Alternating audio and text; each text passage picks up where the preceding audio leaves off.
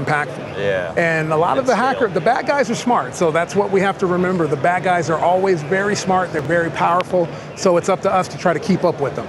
So what we want to look at here with Security Cloud, this pulse wall focuses on Cisco Cisco Cloud Control. So with Cisco Cloud Control, we're bringing in everything in your infrastructure to a central location here. And what this allows you to do is pull up dashboards, pull up insights, pull up alerts and things all from one location. So if you're an SOC analyst or you're an observability analyst, you can come here and see everything that you need all at once. So we're going to go through this and you'll kind of see the pulse wall light up as we go along here. So first, let's go ahead. We've got 12 Exchange hosts, everything that's all fine right now. We're going to go ahead and click the next step.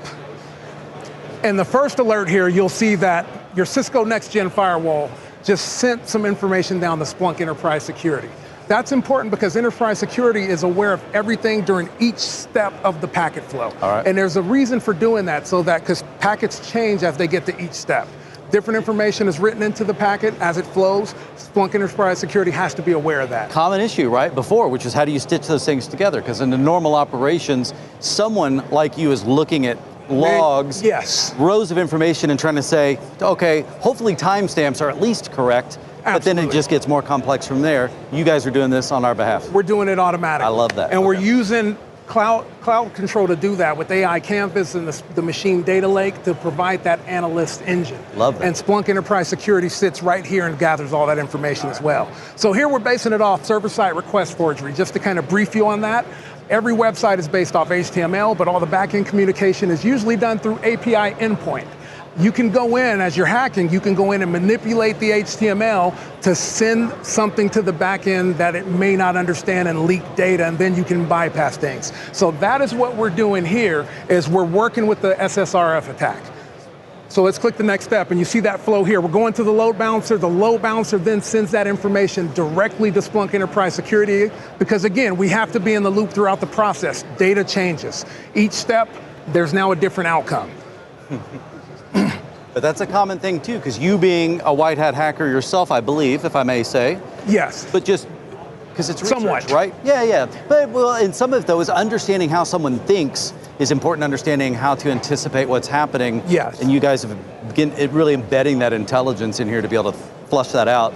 Not saying anyone else has to understand that to that extent, but it helps. Yeah. Yes, you definitely want to think like a hacker, and you start to understand the power of that they have. We have to think like and that. And if it gets into bad hands, it's kind of like Star Wars and the dark side and Darth Vader, and it's interesting. So now that packet's gone here, and we'll illustrate that here on the network map. You know, throughout that SSRF chain, we'll show you the directories that are being written to as well throughout this whole process. So I'm going to click this next step. Let's see where it goes here. Now we go to the Exchange front end, and again, data changes. So it goes to the Splunk Enterprise Security so that we can go through all the data as well. Throughout this entire process, we're always in the loop throughout this process. But it's important to note that the trust boundary is now crossed because of the SSRF exploit, because the Exchange front end trusts the Exchange back end, but the attacker uses server-side request forgery to bypass that trust. So now, does that mean is there a new policy kind of update in terms of new policy application is applied because of that trust boundary? It's like a different area? I'll show you that. Oh, okay. But just during the attack process, that is how the exploit is being manipulated. Because that trust is automatic from an Exchange front end to a back end. Wow. So we'll get to that. That's a great, awesome question. So now it's down to IPS. As you see, IPS sends the alert down to there. So Cisco IPS knows the signature by name because an attacker just wrote a web shell to an ECP virtual directory and Outlook Web Access. So we've got a known signature match that the IPS has triggered off. Exactly. So Cisco IPS triggered that. That's Exchange /ECP. There's different virtual directories that web servers, Outlook Web Access is a web server essentially, writing things that it shouldn't. Cisco IPS picked that up. Classic defense in depth I'm seeing here too. Absolutely. Cisco IPS picked that up, sent that information to Splunk. So now we're going to go to the next step here. Exchange backend sent that information to Splunk now. So now that there's been an exploit, The web server itself just spawned a process, so now we're kind of getting more into the living off the LAN area. Oh wow, this could be expanding, yeah. Yeah, because you have these processes that are native to your operating systems that the actual attacker is using to manipulate things and spin off other processes off that because they're less likely to be detected because they're supposed to be there. Right, land and expand. So that data is now being sent to Splunk. Okay. We're able to pick that information up. So let's go to the next step here. There's a lot to cover. So now you've got your Nexus 9000 here that's picking up information and detecting lateral movement. Stealth Watch is also involved there. There's some SMB, server message block, talking to internal hosts, and that necessarily shouldn't be taking place because your Exchange server shouldn't be talking to a file server or a domain controller using SMB. SMB is for file transfers. Right. Your Exchange infrastructure and your Active Directory infrastructure should be communicating via Kerberos, different protocols. What you're talking about there, though, is known behavioral characteristics that should be baked in. You're saying this relationship should not be happening. That should be alerting or tripping some type of an alert. Absolutely, yeah. And that is what Stealth Watch picked that up right away. It understands the baselines. So now let's go to this next step here. So now we talked about the file server. I'm going to click the next step. Shouldn't be talking to the file server. Shouldn't be talking to the Active Directory server. Let's go to that next step. That's where IPS comes into play. Sends that information to Splunk because, again, Splunk is the brain behind everything. Right, coordinating it all. Coordinating everything, using our detections to tell you what's happening throughout the entire environment. Not just a portion of the environment, but everything. Yeah. So now, we're going to go ahead and go to the next step. We don't show it on this board, but Attack Analyzer is involved now to see, that's Splunk Attack Analyzer, or Automated Threat Analysis is what it's called, and it's powered by Attack Analyzer. What that is it's for complex attack chains. And it goes through and asks, through each step, it asks, what would a human do? So if there's an email that comes in, we're going to OCR, which is optical character recognition, all the content in the email packet. If there's an attachment, we're going to see what's in that email that is used to decrypt that. If it's password protected PDF, we're going to pull it from the email because that's what a human would do. Yeah. So that payload we talked about, that PowerShell process that spawned more processes, that's all sent to Splunk Attack Analyzer. We got about 30 seconds left. Yeah. So now, when we go through that, we're going to rock through this really quick. You have your risk score here. Now, that goes through everything. You see every component that was involved. Now, the callback to the next-gen firewall was able to block the command and control traffic because now it gathered the data and wanted to send it out. We blocked it. So not only do we block it, we go through with one click. SOAR has not only blocked everything, hosts isolated, IPs blocked, domains blocked, ticket created, the snapshots preserved. SOAR was able to do that in seconds as opposed to 7 hours. And with that, we're able to not only detect, but go back and patch the servers that had the exploits involved.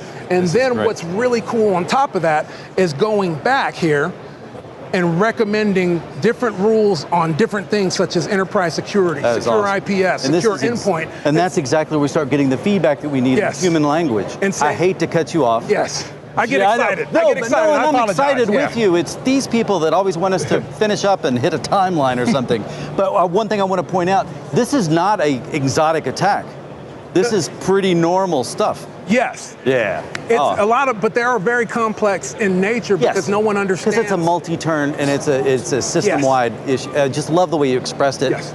This is awesome. And at my leisure, I am tossing right back to Steve. That was my favorite. You cut Gerald off and you're like, you know what? I'm going to take over here from here. That's totally good. I've got more commentary. I love that about you. Thank you, my friend. Gerald's amazing. He and I get to work together at Black Hat, RSAC. I always love listening to him present and storytell. He's just fantastic. So thank you so much, Gerald. We're going to stay back out in the showcase right now because our resident Splunk expert is hanging out there, Michelle Corpora, and she and Robin. Oh, they're walking away. All right. So what do we think? Should we go play a little video? Should we go to the two of them? What do you think we ought to do? Here's what we're going to do. This morning we were so proud of our own Lauren White here on our host team. Lauren had the opportunity to be up on stage giving a demo during the keynote with G2, and then afterwards she and G2 got a couple of moments to hang out backstage, catch up on Cisco's future, some of our big announcements this week, including cloud control here at Cisco Live 2026. Let's eavesdrop on that conversation. I am here with G2 Patel, President and Chief Product Officer here at Cisco. G2, let's jump right into it. Let's do it. The big news from yesterday's keynote was all about Cisco Cloud Control. Can you tell us more about why this is such a huge moment for Cisco and our customers? Well, if you think about the level of breadth of our portfolio, it is actually historically, it should have been an asset, but it's actually, in a lot of customers, become a liability because of the complexity with which you have to manage it.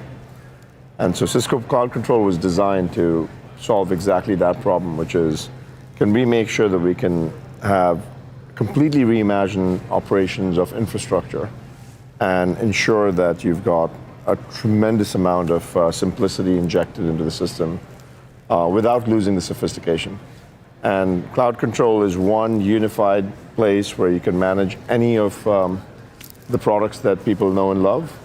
But it's much more than that, in the sense that it can also do correlation of telemetry, so you can do better troubleshooting and debugging. It can also make sure that it can set policy and monitor how agents are performing.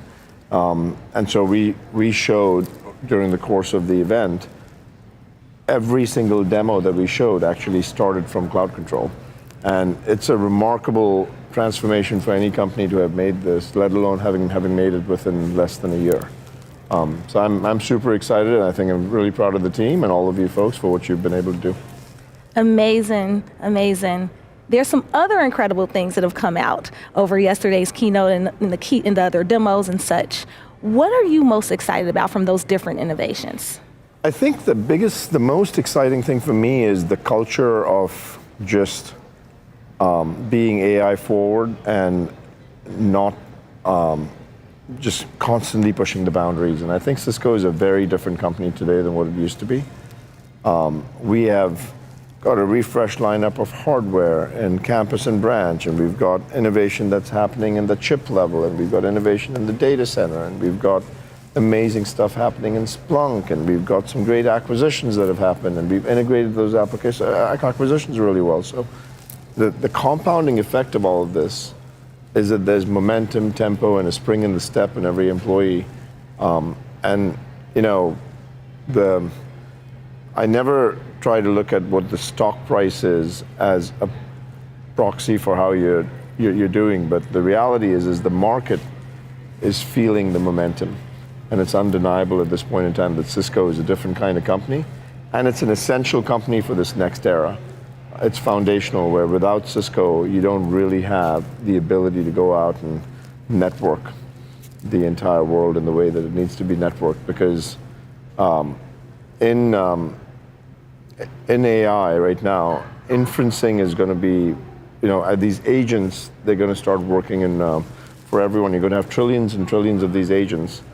And as you do inferencing on these agents, inferencing is much more network constrained than just compute and memory constrained.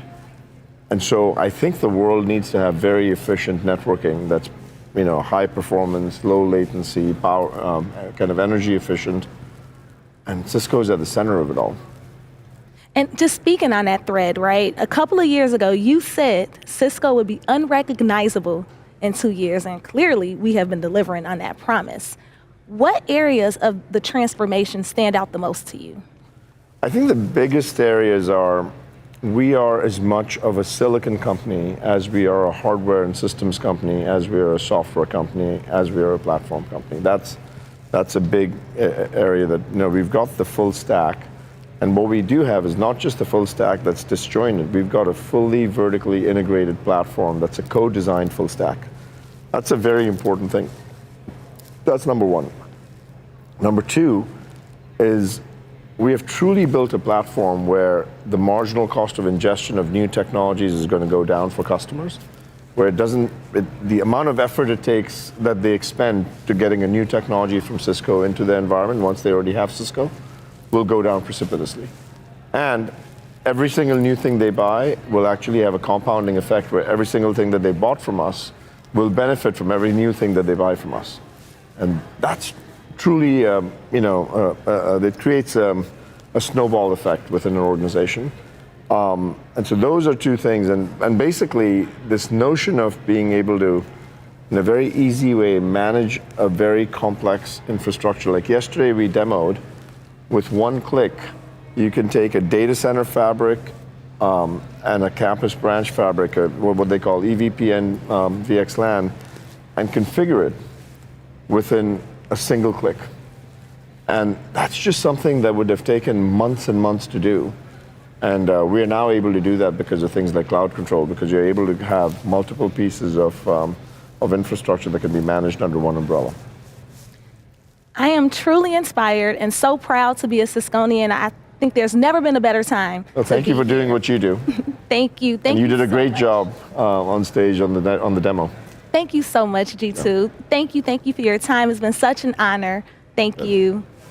And G2 Patel leading the storytelling charge for us here at Cisco, the voice getting us where we need to go in the agentic AI era, and the perfect voice for us to end on here today. We're just about 2 minutes from the end of our live broadcast. So much has taken place since this morning's keynote, from agentic vision to enterprise reality, where Liz launched us into this phenomenal Wednesday and the state of our industry with such a compelling challenge. Here's what she said: organizations that do not move decisively aren't going to get a second chance. I heard that and I thought, boy, if that is not the catchphrase of the day, that's what we're here for. Not for the second chance, but to make sure we know how to move decisively, with confidence, with security, and with trust.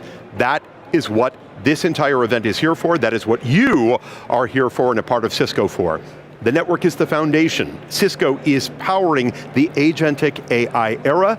The agentic workplace runs on Cisco, and that's why we say again and again and again and again, Cisco is the critical infrastructure for the AI era, and hopefully you have been seeing and hearing proof of that over and over again throughout today's programming. For those of you with us here in Vegas, the party is just getting underway tonight. We are all headed across to Allegiant Stadium for the Chainsmokers, Maroon 5, 20,000 friends, too much food and drink, this year's collectible Cisco hat. It's going to be an incredible night, and then we will meet right back here at 8 a.m. on tomorrow's broadcast, and we hope to see you all there. So, on behalf of the entire team, my co-hosts, Rob Z, Lauren, Michelle, our incredible Cisco TV broadcast crew, just so incredible. So grateful for all of them and for all of you. My name is Steve Moulter. Always a pleasure. Have a great night, everyone. Bye-bye.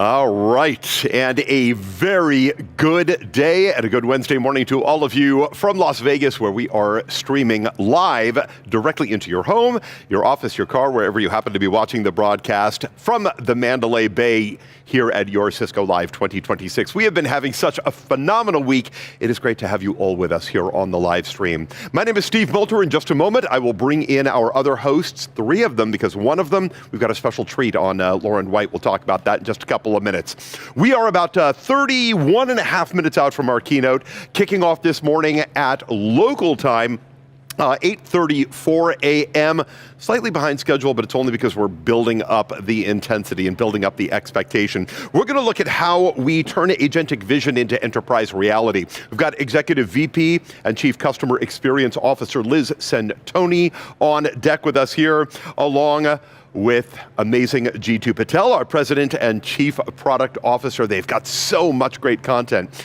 The agentic era isn't coming. This is not future vision. We're here. We're living in it right now. It is getting real, especially right here this week in Vegas. The keynote is going to dive deep into Cisco's latest product innovations and customer experiences. All of these different offerings that show us what it takes to build and secure and run an enterprise where AI agents and people are working together, side by side, doing it at machine speed. The big question. The Cisco Platform Advantage, it multiplies what's possible. Every capability makes the whole more powerful. We'll talk about that all day today on the broadcast, and it's why Cisco is the critical infrastructure for the AI era.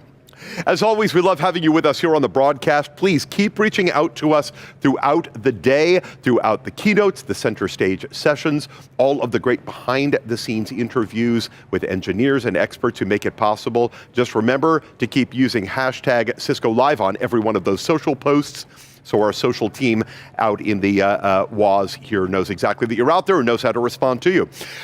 Speaking of setting up the day here and staying in touch, one of my favorite things to do is talking to the people who build this fantastic playground we all get to enjoy and share together as a community.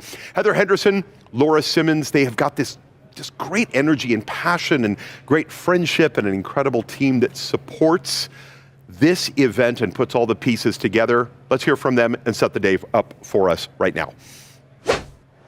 All right, so this is always my happy time because we can talk content, we can talk technology and capabilities all day long. You know me, I'm always about the human story, and there is no more human side of this story than Laura Simmons and Heather Henderson, who make this all happen for all of us. Here we are. It is day 3. It is Wednesday. Excitement has been palpable. It's been an incredible week already. We have seen and done so much. We've been talking about a huge amount in the studio. Let's talk about today. What can everybody look forward to? What are we excited about? Who wants to go first? Take it, Laura. Today, we've had some amazing content. We've had keynotes, we've had the showcase open, we've had all of our hands-on activations going. There's a lot to continue. You got to pace yourself because there's sessions and there's theaters and the social giving activities. Just, you got to keep going. There's a lot to think about. You really do. Social activities. We'll talk content later. Talk to me about some of the social activities. Well, we'd love to be able to give back and leave the community a little better than when we got here. So we have hands-on activities that you can just take a brain break, stop by the social hub, pack a food kit, pack a STEM kit, just benefit the locals here in Las Vegas and just do a little good while you're at it and take a break from all this amazing content and then get right back into it. Right. Talk to me about dogs. Oh, yes. One of my favorite locations. You will find me there. It's called the Healing Hounds. And again, just that place that you can go and just, again, bring the human aspect, have a moment yourself, enjoy a little cuddle, furball cuddle, and then get back to it. And we do this also in the Social Hub, Purpose Pavilion you were just talking about a moment ago, which I think is extremely important, and there's a ton to do in Purpose Pavilion. We were talking, for example, even with the guys at the Nerve Truck, right? And what it is that they're doing in terms of reaching out to the community. And I think community is such a core aspect of this event, and it's the one we forget about. We come for the technology, we stay, and we return for the community. Absolutely, because that's where the magic happens in Cisco Live, is those moments in between. And there's so much, I love the Purpose Pavilion because it speaks to how our technology benefits the world. And the core of who Cisco is to do good for the world. with our technology. And so it's one of my favorite locations to visit. Yeah, and you talk about community, hopefully you've met some friends, you've talked to people, whether you're doing the give back activity or you're talking about your favorite puppy, but there's the meet the engineer, there's meet the executive, bookable meeting space, you've talked to the Cisco experts in the showcase. Follow up and make friends, and that's really what we hear from the people who've been here. We had our Cisco Live orientation on Sunday, and they talked about how you come and make connections that you continue throughout the year. You're making friends, and you're going to see them next year when you come back. I love this. Every time the doors open, every day, certainly at the beginning of the week, but throughout the week, it always feels like old home week. There's one thing about going in and sitting down at a theater and learning about content. There's another when you see people hugging every 4 feet in the aisles. That is a Cisco thing. That doesn't come from nowhere. That's literally building an opportunity for people to come together who appreciate, respect, value one another. And I think that's something that we leave out of the Cisco story from time to time. I think it's the secret sauce, too, of Cisco Live. It is about community. It is about connection. And everything we do, we try to keep that in mind. And so like tonight is the celebration. So the new friends you've met, come to the celebration tonight, have some fun, and then come back tomorrow. Here in the World of Solutions, we have an amazing brunch, because some people might need a little extra tomorrow for, for food. Hair of the dog? Yes, but there's still a full day of education. Yes. WAS is still open all day. There's tons to do. So, it's about making that connection and then carrying that experience on beyond Cisco Live.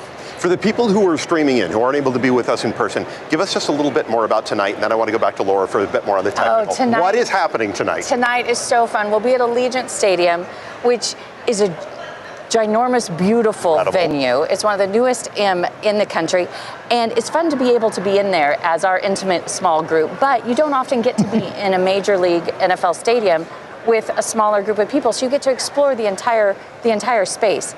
It's beautiful. We'll have tons of food. We've got Maroon 5, we've got chain smokers, we've got dancing all night, and we'll be handing out the highly valued, highly coveted Cisco Live hats. We will reveal them tonight at the party. The Cisco Chapeau. Okay, before we take off and let you run on for your day, I want to talk about a couple of things that are unique here. I want to talk very quickly about what's happening over in Sports Arena, the Single Solutions Village. We got to touch on a little bit of what's going on that's altered and shifted for this year. Okay, so the Solutions Village, that's an opportunity where we're bringing ecosystem partners in.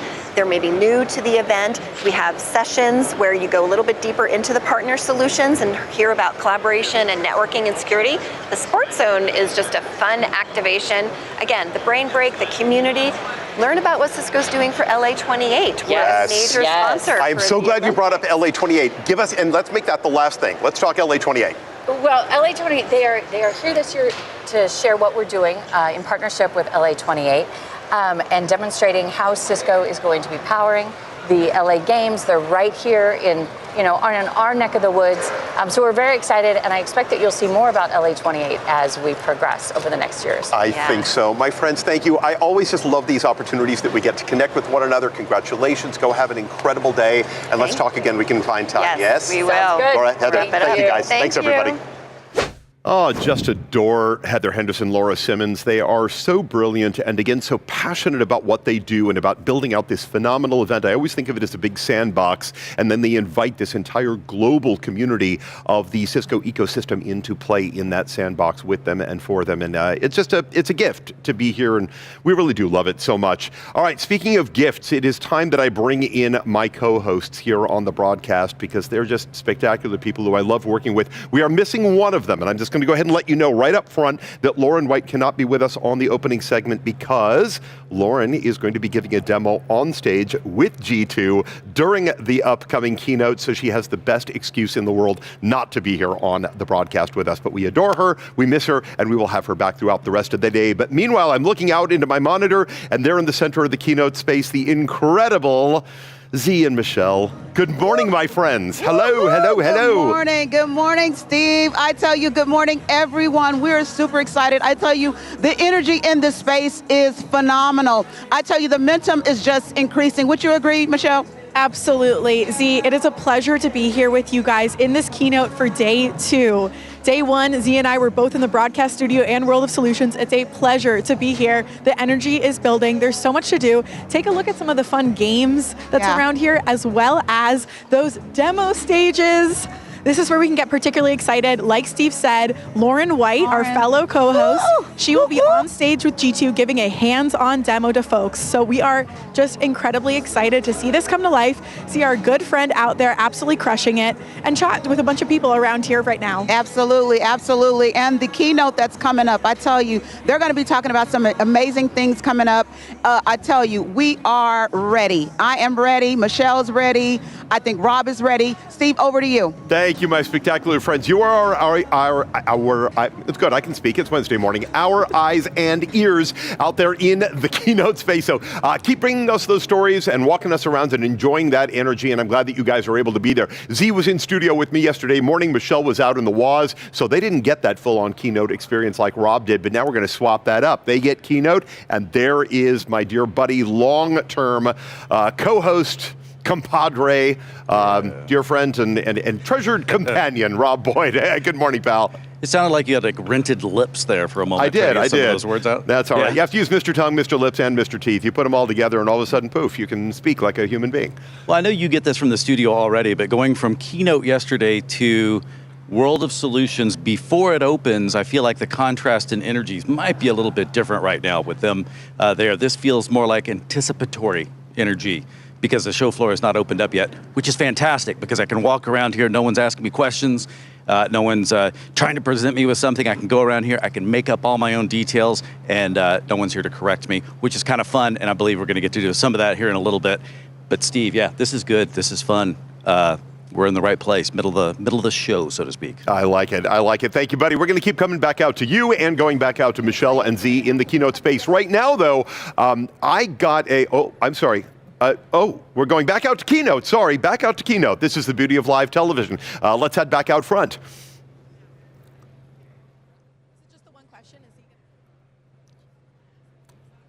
Okay, great. Sorry, we're not going to go to Keynote. We're going to give them some time to set up a little interview for you, a little behind the scenes.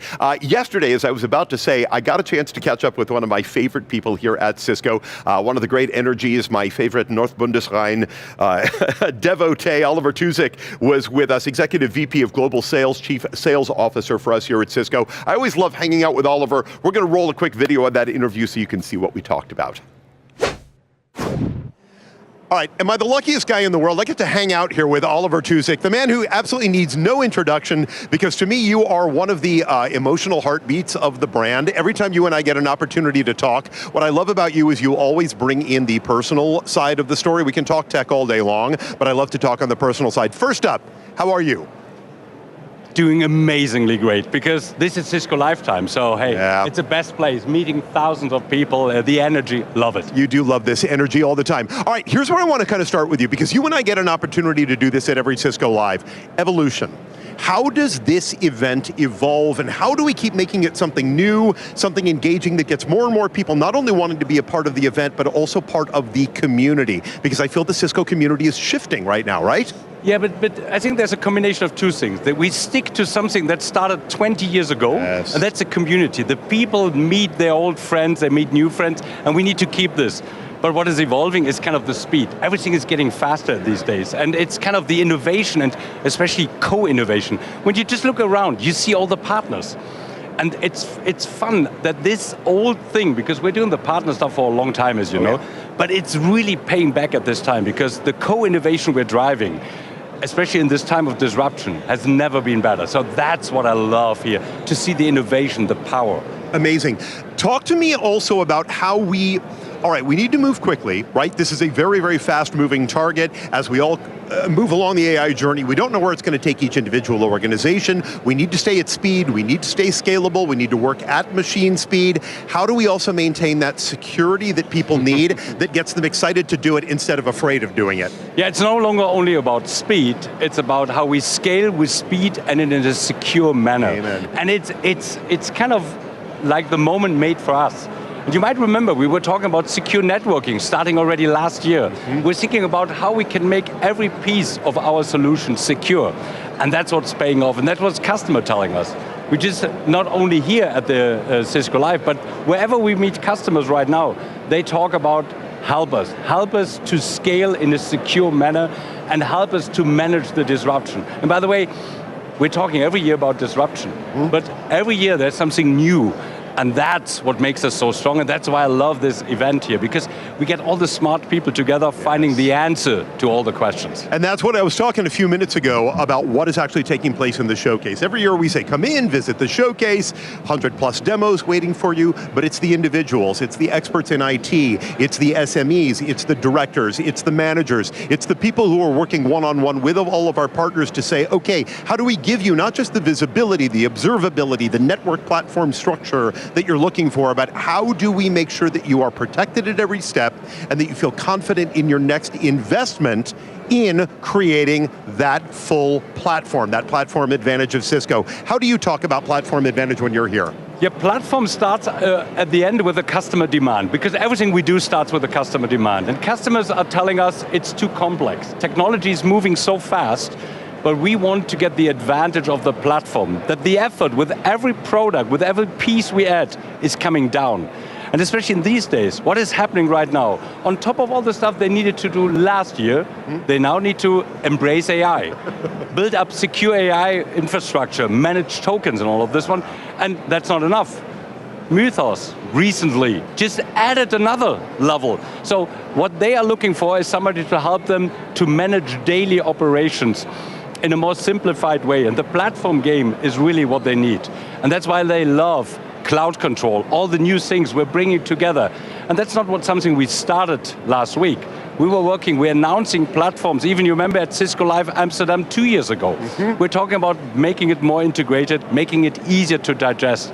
And that's the number one answer that customers want to have from us right now. Fantastic, and I'm so glad that you brought up, because two of our key announcements, right? So you talked about cloud control. We're talking cloud control all week. We've got it right out here at the front of what's taking place within the Cisco platform. But then you also brought up Mythos, and I want to go back because this is a relatively new announcement. I felt like, beginning of April, not even there, boom, all of a sudden Mythos dropped. So we're talking about this build onto Claude, and Mythos was almost accidental. All of a sudden now we realize that humans don't go out and have to chase down those breach events. Not only is Mythos taking care of it, it's actively going after and being aggressive in how it tackles it. How much of a story has that been for you here at the show so far? Not only here, it started before. And you were talking about the two big announcements. Cloud control is clearly one of them, but Cisco IQ is the other one. And Cisco IQ and cloud control are a perfect fit. Cisco IQ, interesting enough, we prepared, or Liz and the team prepared it before we had even the Project Glasswing. But now, it's the best answer for all of our customers. They want to understand, how does my situation look? What is my risk? Where I'm vulnerable? And what do I need to do? Think about Cisco IQ gives you free the full assessment of your situation, combining it with our knowledge that we have from Project Glasswing, and then you can start to be very precise on how you react to this one. Therefore, I believe if you look at the big things, it's clearly cloud control and everything below cloud control, because there's a lot of stuff in there, and Cisco IQ and how we help together with our partners, our customer, to manage this disruption. And you just brought us full circle accidentally by doing it. We started off by saying one of the reasons I love to talk to you is that you're really great at personalizing this story. And I think that's exactly what Cisco IQ is all about. Instead of just saying everybody is the same and we're going to go out and support everyone in the same way with the same technologies, IQ is about saying no, you. What is your organization needs specifically? How do we target our capabilities directly for your needs? And Cisco IQ is such a big part of that. Here's where I want to end today, okay?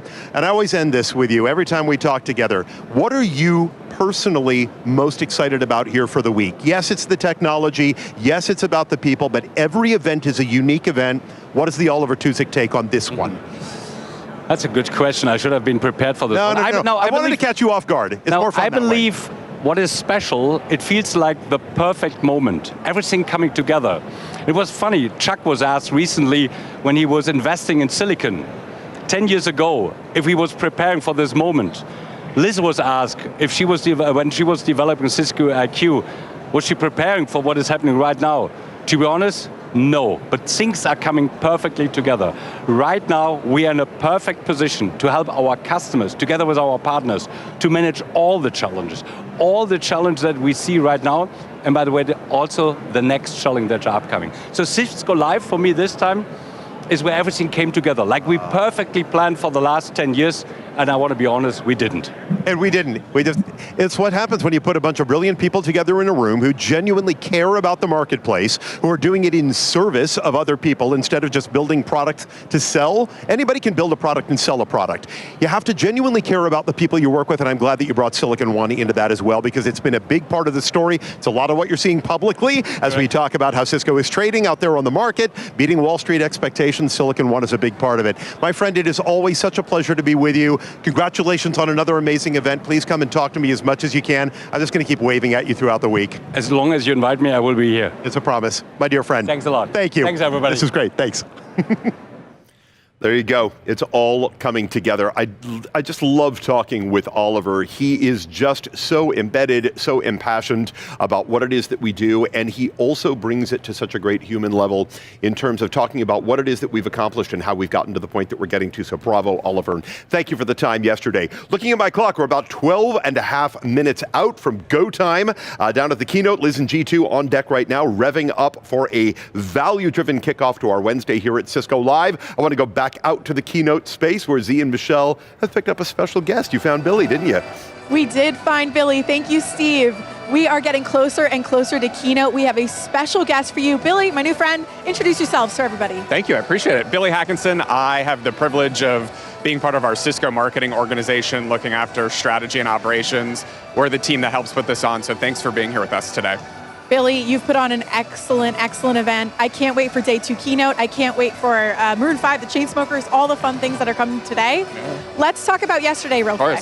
What was your favorite announcement? What stood out to you? What do you think resonated most with customers and attendees? Yeah, it's hard to pick just one, so let me pick two.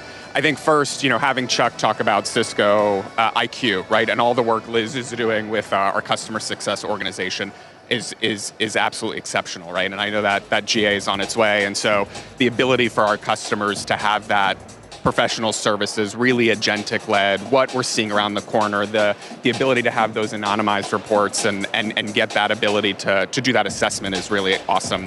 I think too, G2 talking about cloud control. We've been talking for years about making Cisco more simple, right? Simplicity is key, and I think that the announcement yesterday and the availability in the United States of cloud control is exceptional, right? Finally, right? All of the products on one plane. It's truly a testament to G2's organization, and I love DJ saying there's an app for that, right? And I'm excited to see where where that comes. Instant access to across the entire portfolio. Yeah, truly. And the interface. It's simple, it's clean, it's easy to navigate. So hopefully our customers will see that and be able to, really move ahead. Yeah, faster. The value speaks for itself. Yeah. Thank you. Yeah, thank you. Well, Billy, I'm curious, to put on an event of this magnitude is phenomenal. What gets you excited, and then what keeps you up at night? Oh, geez. Well, this is a team sport, right? And our events team, our global events team are absolute professionals who make this possible, both here and on our broadcast. So it's a privilege to have you spend time with us. We know it's a choice to have our customers here.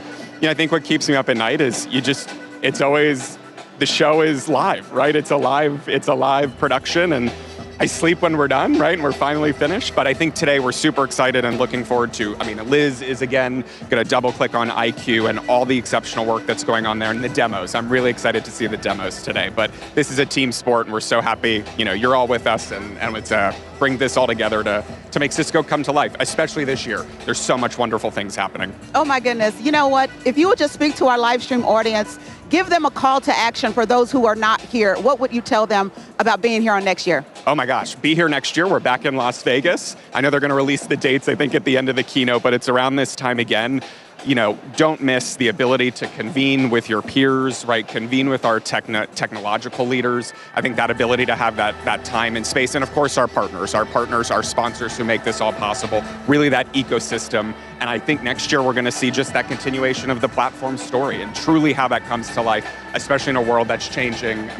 Every 30 minutes, I feel like there's something changing, and I'm confident in our ability to execute, and I hope our customers are seeing that too. Well, I know that's translating well. How about you, Michelle?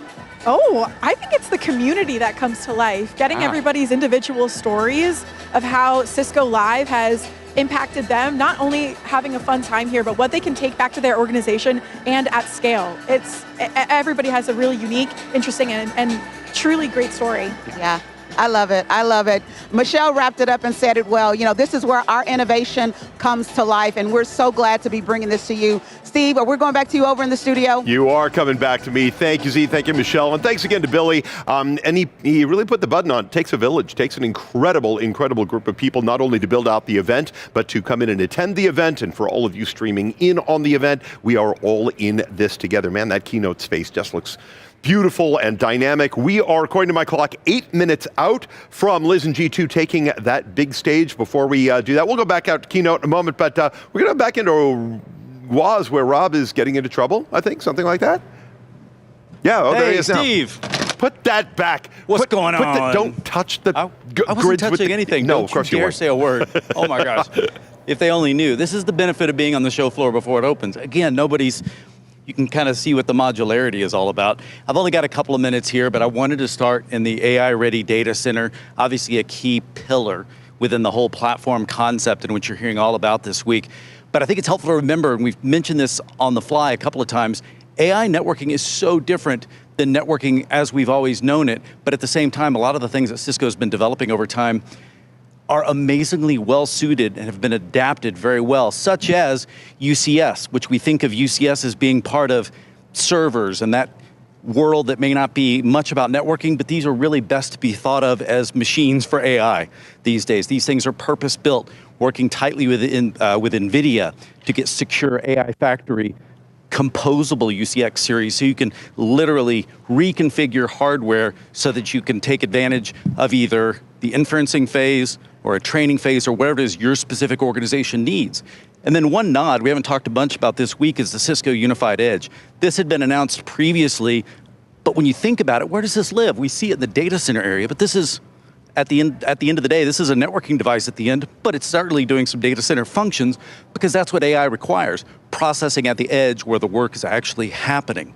So as we go over here, I just want to look real quick because this is a story worth checking out. And if you look here, they've got all the silicon photonics. Now, I'm not going to get all my words exactly correct. Silicon is not my strong suit, but I'm just fascinated because on this front row, we've got silicon, on the front row, we've got optics. On the back row, we've got silicon over here. And of course, we know the G300's been announced at 102.4 terabits. The reason why this stuff matters is because Cisco has its own manufacturing when it comes to silicon and photonics, and we have control of the ASIC side. This translates into the ability to save both on power as well as on the ability to process what is most important in unique ways, and it's very measurable reduction. I'm being told that we're running out of time, so I'm not going to get into the liquid-cooled switches yet, but if you get a chance, you should come back. Steve? I love that. Thank you so much, Rob. I appreciate it. Right now, Rob gets the opportunity to walk around this showcase, and it's nice and empty, and he can poke around, and he can remove technology and pull things off the walls, which is really fun. But as soon as we are done with the keynote, that space is going to be packed. By the time we bring the cameras back in there for you post-keynote, so many value-driven conversations going on in there with attendees, customers, partners, SMEs. There's really nothing like the action of a Cisco Live World of Solutions show floor, and we want all of you to be a part of it at your next regional Cisco Live. I want to go back out to the keynote space, which is loading up faster and faster and looking more and more beautiful, as are my two brilliant co-hosts, Z and Michelle. Hello, friends. Steve, I tell you, we strong-armed another attendee. No, I'm just kidding. We didn't strong-arm you. He came voluntarily. We have Dan here. Dan, introduce yourself.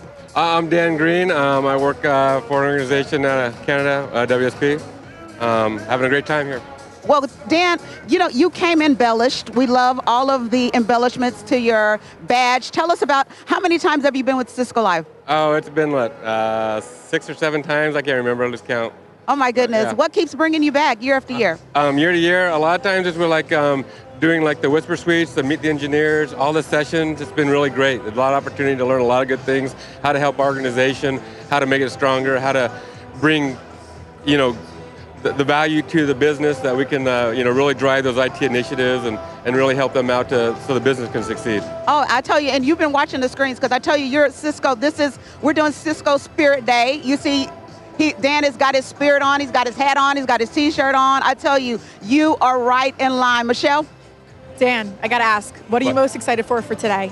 For today, I got 4 sessions to Meet the Engineers just to kind of go over some of the problems that we're having and how to address them and how to better set ourselves up for the future. With all with the AI and the agentics, it's been a really great time to see what's what Cisco's offering now. It sounds like you're getting hands-on help to bring directly back to your organization. Yes, definitely. Yeah, it's been fantastic. I mean, you get one-on-one time with engineers, it's fantastic. You'll be able to get problems solved immediately, and make sure that you're going in the right direction to make sure you can get the value out of what Cisco offers. Yeah, absolutely. Guys, this is another reason why you should be here in person. Come on down next year. We are so excited to have you. Steve, back to you. Thank you so much, Michelle. Thanks to Dan as well, and thanks for showing that Cisco spirit, rocking that Cisco spirit. I wish I could do it here on camera, but we got to save that for the show floor and for the attendees. And I'm also glad that Dan brought up Meet the Engineer. Meet the Engineer is one of those really perfect reasons why you can justify to your leadership, to your organization, why you need to be here in person. It is that one-on-one time. Bring your problems, bring your challenges, bring your big ideas, sit face-to-face with the engineers who can help you guide those concepts to reality and actually help you activate, help you get that budget, the justification for the project that you want to release. It's a great reason to be here. I'm going to head back into the showcase right now. Rob, you're just looking snazzed this morning. You're looking really good. You're looking elegant and svelte, and yeah, it's all working for you. I feel your Cisco spirit even without the logo wear. Well, hey, thank you for that. I appreciate that. I'm hoping I'm exuding it. I didn't have much plan. I ran over here and then I was distracted by, this is all about power distribution and such, and I love a good physical demonstration. And these guys are showing the interaction with the cameras and the power. It's not really specific Cisco, but you do see some elements of Splunk. This is, boy, talk about the data lake, as we were talking this morning, Steve. We're spreading this information out, but the point is we're bringing the data is being collected and analyzed where it lives, so you're not doing that impossible task of trying to figure out how to get the data some far-flung place through some choke point. No worries, we've got that all figured out. This is distributed networking at scale. And of course, we're over here on the side. This is future-proof workplace, which includes, of course, collaboration, one of my favorite topics. They've got some great setups over here with a new Pro G3, I think it is. Workspace Designers had some new updates. That's around the corner over here, just to keep the movement. But I know we've got to go back to you because we got an exciting keynote coming. But with that, Steve, man, I'm out of breath. This is just, yeah, see, look at this. Look at these rooms. All right, I'm sorry. Oh, and they even have us live on there. I did not know that was happening. Steve, we'll go back to you, and I'm going to stare at myself in the camera. Thank you, buddy. We'll be talking all day long. As promised, it is go time for our Wednesday morning keynote with Liz Santoni and G2 Patel. Plus, they brought in some special guests. Scott Malone, VP of IT at Geodis. We've got John Hohnmeyer with us, Director of IT Data Network Security at Global Foundries. Today, right here at Cisco Live at Mandalay Bay. This is where the agentic era gets real. This is where the rubber hits the road. Cisco is putting agentic transformation into your hands, bringing it to life. We're going to dive deep into our portfolio, our product innovations, the entire edge-to-edge Cisco capability, that full platform advantage. We're going to show you exactly how your agents and your people can work side by side with one another, how we can do it at machine speed. The platform advantage here at Cisco multiplies. Your power, your control, your ability to compete, to serve your clients, to serve your market.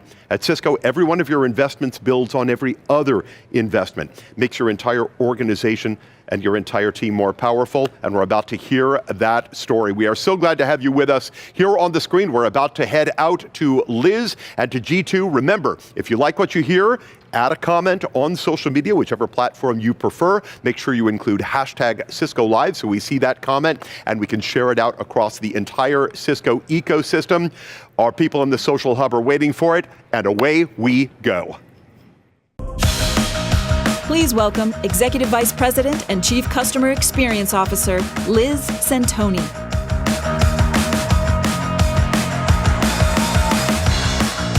Thank you. Good morning. Welcome to day 2. I thought G2 yesterday was an amazing day of innovation. And today we're going to continue that with another amazing day of innovation for you. So let's get into it. So right now, as you're sitting here in this room, there are networks being mapped by AI at machine speed, finding vulnerable devices, finding those end-of-life vulnerable devices in minutes. So my job is to make sure that when that happens to your network, you already saw it coming. I'm not here to talk about the future of AI, But what I am here to talk about is the boring problems it's already fixing for you in your environment, and we're just getting started. In technology, windows open and close. The organizations that move decisively inside of them are the ones that define what is coming next. That window is not waiting, and neither is the threat. And it is shorter than many organizations realize. I mean, the complexity is not just growing, you would agree. It is continuing to accelerate, actually. If you look at last year's Talos report, 40% of top targeted vulnerabilities directly impacted end-of-life devices. About 32% were over a decade old, and 23% were targeting the very edge of your network. Last day of support hardware used to be just an operational drag, and now they're ground zero for a new generation of attack. You heard this from Chuck yesterday, you heard this from G2 yesterday. Mythos is changing the game. AI-enabled attacks can now map your entire network in minutes at machine speed, finding those vulnerable decade-old devices. So human speed reactive defense is no longer viable. This is the Mythos moment. And the question is, how are you meeting it? Because meeting it requires something completely different, because it requires complete visibility into your environment, the ability to actually understand that risk in real time, and the intelligence to move from reacting to predicting. The reality is, all of us are facing this like massive patch avalanche. We're getting a huge onslaught of vulnerabilities that Mythos has exposed, and we're figuring out how to prioritize it. But the organizations that don't move decisively inside of this window, they're not going to get a second chance. I hear the same things every day, every time, spreadsheet after spreadsheet. But you still don't have confidence in terms of what are the assets that you really have in your environment. What is covered, what is not covered, what you decommissioned 2 years ago, but it's still showing up in your environment. That's not information. It's educated guesswork. And you're making critical security decisions on top of that guesswork. And then you have support calls, and I'm sure a lot of you can resonate with it.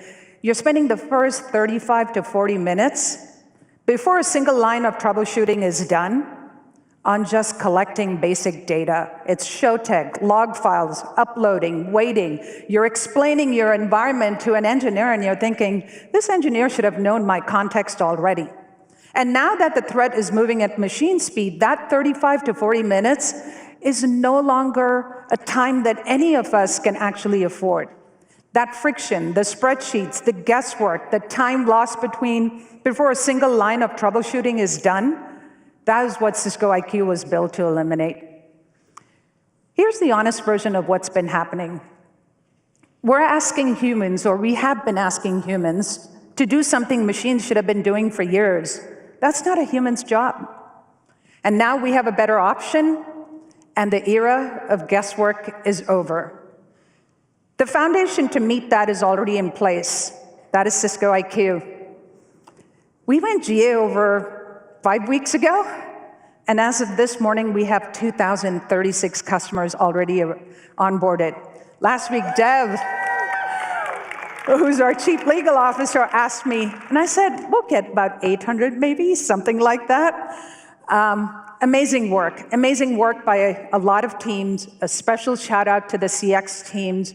This just puts a whole lot of pressure on us. It's like, do more, do it faster. Cisco IQ, the way I want you to think about it, is the delivery vehicle for all of your support services, your professional services. Cisco IQ is also integrated with Cisco Cloud Control that DJ and G2 talked about yesterday. So everything that you see in Cisco IQ is also available in Cisco Cloud Control. It's tied to your services entitlements, of course. So I picked 3 things to show you what these 2,000-something customers are already seeing. 1, seeing everything in your environment completely in real time, catching the problem before the business sees it, and when something does go wrong, and it will, a support experience that never starts from zero, it always starts from your context. So 3 areas. 2 of your peers are actually going to join me on stage and talk about the first 2, and I'll show you the third. And it starts with complete visibility. So here's a question I want you to sit with. Do you have a complete and accurate inventory of every asset that's in your environment and its current security status right now? Not as of your last audit, right now. Because that lag that exists in your environment between what your team can actually see and what is actually there is no longer a gap you can afford. And that's where Cisco IQ starts. Broad visibility into your Cisco environment, a single, always current view of all of your assets, your hardware assets, your software assets, your cryptographic assets. No fragmentation, no lag. So from partial visibility to complete clarity, this is where your readiness starts. Now, the best proof is never in a slide. It's about hearing from someone who runs infrastructure at the scale and made the decision to change how they operate. And that's Scott Malone, who's VP of IT at Geodis.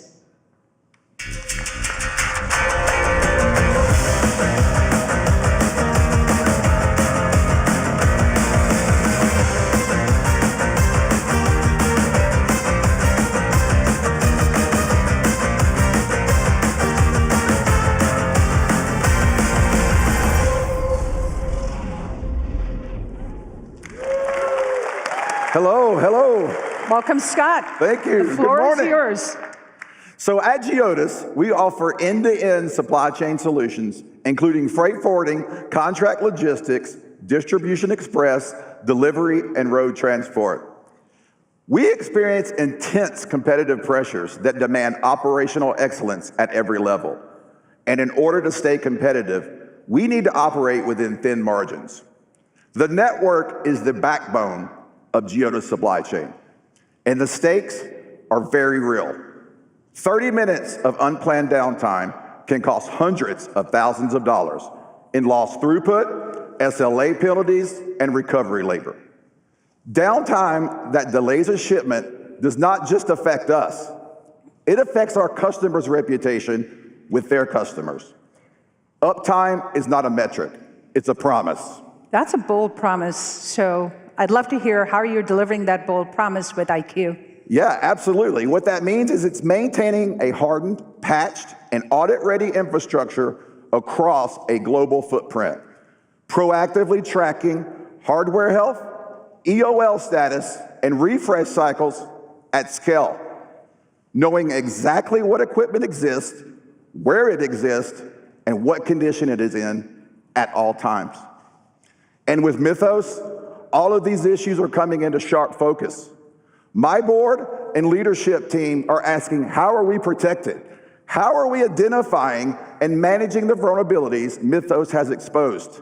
For the first time that I can remember, I have complete landscape visibility into all of the LDOS vulnerabilities, and most importantly, a clear action plan. When I first saw what Cisco IQ surfaced, my first reaction was like, this cannot be right. This is too much, too fast, and too clear. It felt too good to be true. And then I just realized, this is what it looks like when the system actually knows your environment. I love hearing that, but I think the audience would love to hear, walk us through what you needed to see before you were going to put this in production. Yeah, so to maintain uptime and manage LDOS equipment, 3 things are non-negotiable. First, API integration, the ability to connect with our internal automation platforms. Number 2, extensive manageability, full centralized visibility into asset landscapes from the remote distribution sites to the core data centers, with the ability to monitor health, compliance, and performance in a single pane of glass. No blind spots. And finally, number 3, LDOS management. A phased, actionable roadmap to identify and replace LDOS equipment without touching production. Because in our environment, the fix cannot create the next problem. So you're going to show us kind of a recorded demo? Absolutely. So now I am going to show you in a demo how we're using Cisco IQ at Geodis for complete landscape visibility. With AI-powered attacks becoming more sophisticated, the risk of someone triggering an exploit is higher than ever. So it's critical for us to get older hardware out of the network before it goes into support. We need to be able to patch vulnerabilities the second they pop up. So let's look at how Cisco IQ helps us stay ahead of that. So right here, I'm looking at my entire estate of 12,000 devices. With just a quick filter, I can pull up every device hitting its end of support date within the next 12 months. Just like that, I've narrowed it down to 551 devices. So let's take it a step further with AI Assistant. I am currently working with our site manager in Brentwood, Tennessee, to plan our lifecycle refresh for the coming year. I can identify the devices hitting end of life at that specific site, categorized by device type and product ID. This has a huge impact on budget planning. I can even generate an AI-powered report that breaks everything down by product ID. Now, I have a clear, precise view of exactly what we need to replace in Tennessee, which helps me nail down the budget and get those older devices out of the network before they lose support. The visibility Cisco IQ provides is transforming how we run our business. And that's just one example. We are proactively keeping our infrastructure healthy and managing our infrastructure lifecycle, getting full visibility into the hardware lifecycle status across our global footprint, supporting our compliance posture by identifying gear past recommended support windows. So what changed? Early results?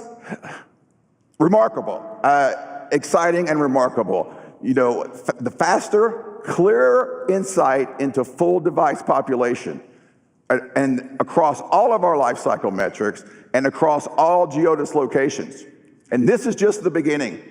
As we continue to expand in this competitive market, we will continue to drive efficiencies across all of our assets. Awesome. Thank you very much, Scott. Thank you. Appreciate it.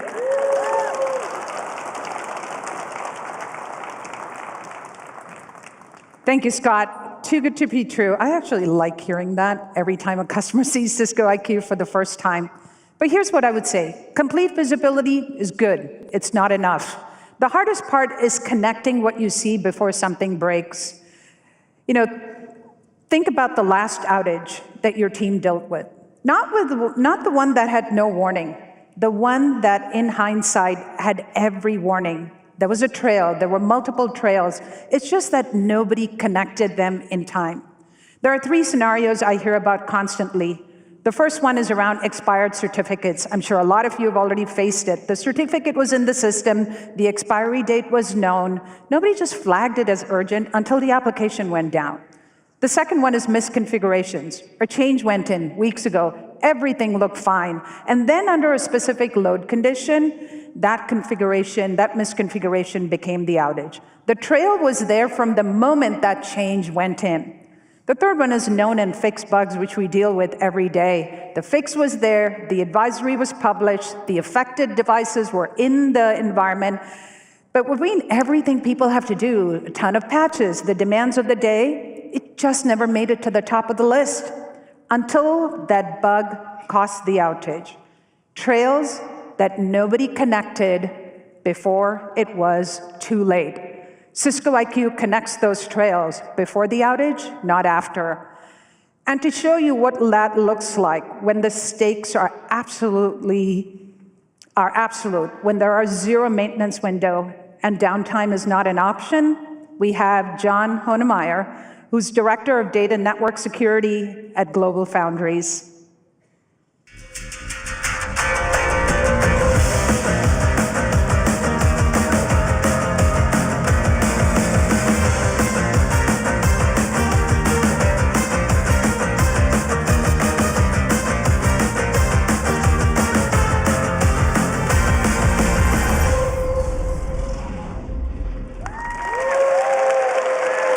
Welcome, John. Thanks, Liz. Take it away. Semiconductor manufacturing is one of the most demanding operational environments on the planet. And at GlobalFoundries, that network isn't just infrastructure. It's the digital nerve center of our manufacturing floor. Every sensor, every robot, every precision tool that converts raw materials into the silicon that drives our planet, it all relies on that network. And downtime is not an option. We operate 24 hours a day, 365 days a year, and there are no maintenance windows. Let me repeat that. 0 maintenance windows. And here's the reality every manufacturer faces. As technology evolves, infrastructure ages. And that gap between what you're running and what is actually supported, that's not just an operational risk. It's a security exposure. And in our environment, that has to be managed before it's felt. I've been in this industry long enough to know that reacting to issues after they happen, that's no longer viable. You can't navigate what's coming with a map when what you really need is a GPS. So we were asking ourselves, what if we could see problems before they happen? What if our infrastructure could tell us exactly what needs attention and why? Enter Cisco IQ. But I want to be clear, this is a philosophy shift. We're talking about moving from reactive firefighting to proactive, intelligent operations. We've moved beyond manual, time-consuming investigations to perform precise inventory analysis. We know exactly which devices are vulnerable, which ones are approaching LDOS, and we can see what the impact would be if a zero-day attack hit our devices tomorrow morning. And with Mythos raising the stakes, that visibility isn't just valuable. It's the difference between a surgical response and a blunt force reaction that causes a production shutdown. Instead of broad remediation that risks disrupting the fabs, we respond precisely. Specific devices, specific configurations, specific vulnerabilities, all while keeping production running. So 0 maintenance windows. I'd love to hear how Cisco IQ helps you manage that. Absolutely. Let me show you an example of what that looks like in practice and how we're actually using Cisco IQ to proactively identify and mitigate potential security vulnerabilities. Now, I can't show vulnerabilities in our real environment for obvious reasons, but here's an example of what that looks like. Cisco IQ makes it simple to pinpoint exactly which devices are exposed to a vulnerability. You can see here that I can just drill down, see specific details on threats, and instantly know my next move. I can also leverage the AI assistant to walk me through the entire journey. I'll tell it, hey, I think I'm seeing a defect on this device. Can you confirm it's vulnerable? And it does. It even flags other devices across the network that have the same exposure, so I know where to focus my attention. I can ask for workarounds too. For instance, with this web server vulnerability, it suggests turning off the server to mitigate the risk. However, I actually need that server running for my business, so I can't just shut it down. I ask it for other options, and it points me straight to a software upgrade. Now I'm asking for the lowest software version that includes the fix, and it immediately confirms that version 17.94a will do the trick. And just like that, I've got a clear path to get this vulnerability out of my network. It's really been a game changer. I have all this critical info right at my fingertips. With Cisco IQ, and without having to open an attack case or consult experts. I would love to know results. That's what we live for, customer outcomes. Absolutely. So, honestly, the results for us have been significant. First, we're proactively managing end-of-life devices and lifecycle planning. We're turning what used to be budget crises into strategic planning exercises. And second, we've drastically reduced the time to assess zero-day impact on our network. What used to take days of investigation now takes hours or less. And third, we're performing temporal modeling, and we're doing that to see risk profiles, licensing impacts, we're even running refresh scenarios. We're strengthening our business cases and operational planning in ways that we couldn't have imagined. But really, this is just the beginning. What we've accomplished with network infrastructure is just the first steps of our journey.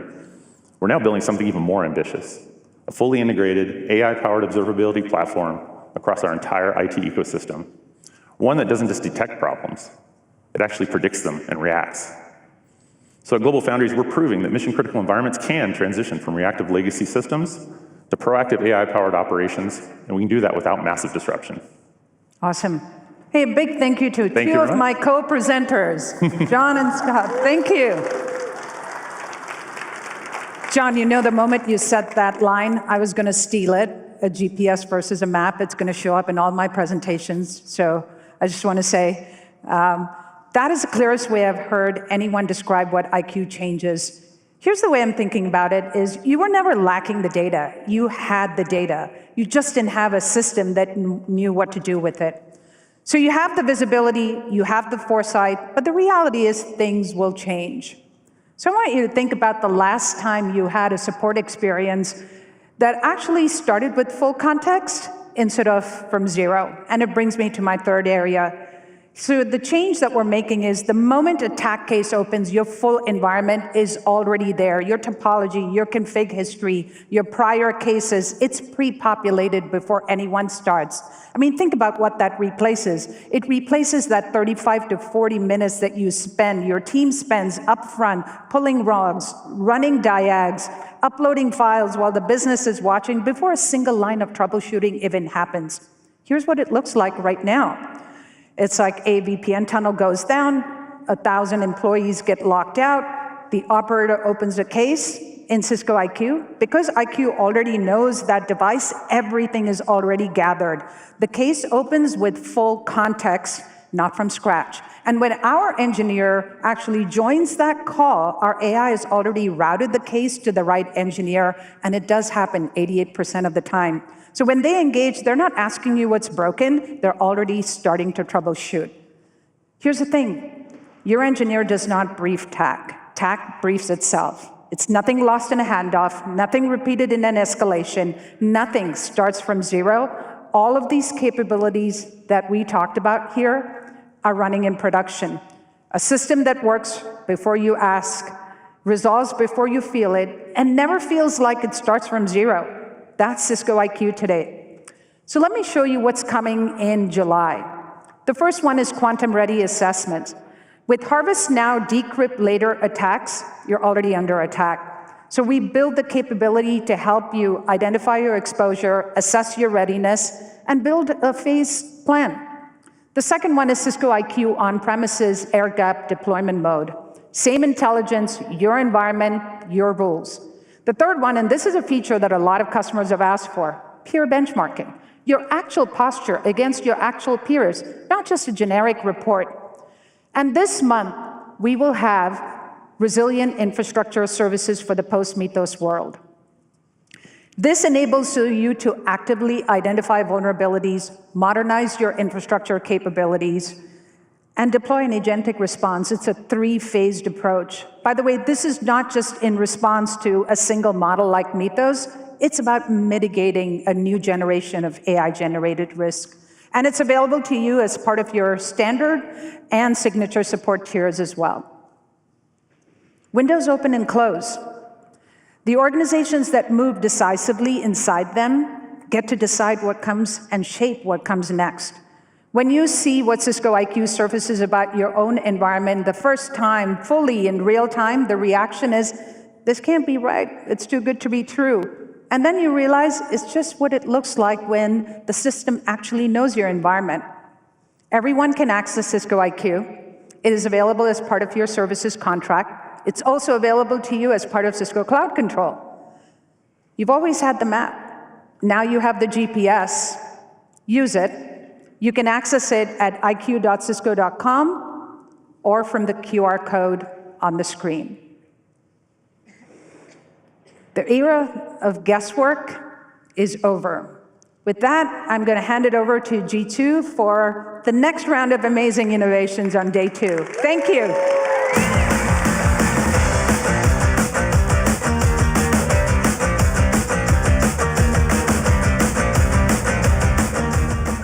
All right, how's everyone doing? You ready to have some fun? We're going to have a lot more demos today. We're going to have a lot of fun. So yesterday, if there's one message that you... Are we changing the slides? I could present Liz's slides, but she's way better at it. Okay, great. Yesterday, if there's one message that you take away from us is that we are an integrated platform that's a co-designed full stack. The core foundation is silicon and optics.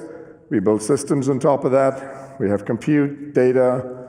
We have custom models for networking, for security, for time series. We've got applications and agents wrapped with security and observability.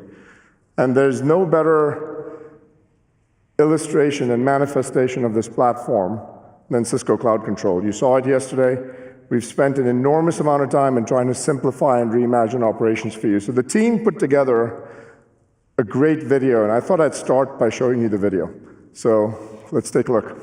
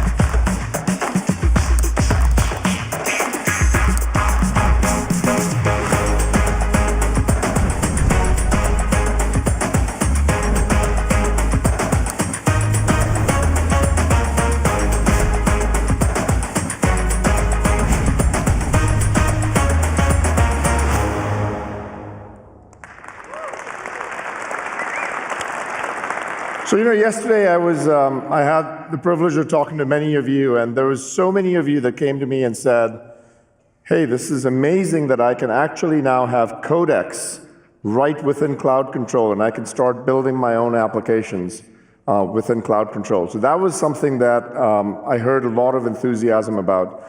And so, as we start to think about that, one of the reasons why you build these applications, you want to drive outcomes. And the outcomes that we talked about yesterday were these 3 outcomes, which is we want to make sure that we can help you build out the AI-ready data centers. We want to make sure that you have future-proof workplaces and that you have a fully resilient infrastructure. Now, what we've done at Cisco is we haven't just talked about this as a PowerPoint slide. We have organized our entire company around it. So in my organization, there's one person that's actually in charge of AI-ready data centers. There's one person in charge of future-proof workplaces, and there's one person in charge of digital resilience. So what I thought I'd do is have that individual and their teams come up and start showing you the kind of possibilities of the things that we can do. And by the way, there's one other thing you'll pick up over here. Every demo that you see today will actually originate and start from Cloud Control, right? So let's start by having Tom Gillis, my good friend and someone who runs our data center business as well as the security business. Come on up, Tom. G2. How are you, buddy? Good. How are you? Good, good. So what are you going to show us today? The power of the platform, right? We've talked about it. Integration can do remarkable things. There's 3 things that we're going to show everybody. Yep. We're going to show an integration that can bring together the networking world of a Kubernetes environment with the networking world of a VM environment, all in one frame of glass, all controlled by Cloud Control. Then we're going to talk about I think one of the more interesting innovations that Cisco's delivered, which is Live Protect. And let's riff on that a tiny bit. In my opinion, Live Protect is not just a feature. Live Protect is a step towards a change that we together, meaning everyone in this room, a change we need to make, which is a new operating model for infrastructure. The old operating model of let's build a data center design, let's prove that design, harden it, deploy it, and then try never to change it, right? That philosophy has got to change in a post-Mythos world. Things are changing constantly. We're going to bring the CI/CD kind of cloud operating principles of lots of little changes. We're going to bring that to data center infrastructure. Yep. So this is a big deal, right? This is not just a feature. This is a principle. But we need everyone in the room to help us, right? Because this is a mindset shift. We're going to give you the tools to bring these rapid, smaller changes into the infrastructure, and we need you to lean in and adopt and think differently about how you manage your gear. So Live Protect is a big deal. We're going to see it live, in action here. And G2, one of the things you and I were talking about down below is where are we at with Live Protect? So one of the things I think is great about Live Protect is that many people in this room are already using it. So we have more than 1,000 customers that have downloaded the NXOS software that has this Live Protect capability built in. You probably don't even know. That's the whole point. We want to make it frictionless, super easy to deploy. 1,000 customers that are Live Protect enabled, and we have 2 customers where we've actually given them shields that are running in production. ServiceNow is one of them, right? ServiceNow joined us yesterday at the breakout and was talking about a data center running switches and infrastructure with Live Protect enabled. So we're going to see a demo of what that means today, and it's pretty exciting. And then the third thing we're going to talk about is how we're infusing security into the fabric of the network and making it just really, really easy to deploy things like firewalls for segmentation. So enough jibber jabber, let's actually show it, huh? That's true, but let me actually tell people, because the first time you and I met, how long was it, 5 years now? Yeah, 4, yeah. 4 years? 4 years ago. At RSA. And we were having dinner, and Tom says, Jeetu, we got to make sure you fuse security into the fabric of the network. Yeah. And you've actually made that happen, so congratulations to you. Thank you, it's the power of the platform, right? And I think when we do it, we can transform how everyone uses security and make it just way, way, way easier. All right. Proof is in the pudding. So we're fortunate today to have Shweta, who's one of the leaders from the Nexus team, Director of Product Management, and a consummate networking professional. Shweta's going to walk us through a demonstration of all these technologies. By the way, Tom, I know you know this, but she's a rock star. Well, let's let her do her thing, and then I think it'll speak for itself. You will all see why she's a rock star. Go ahead, Shweta. Thank you, Tom. Thank you, Jeetu. Thanks for having me here today. Now, for our first demo, I'm going to showcase how we are bringing unified visibility and policy across Nexus One and Kubernetes environments. Our journey today begins in Cisco Cloud Control.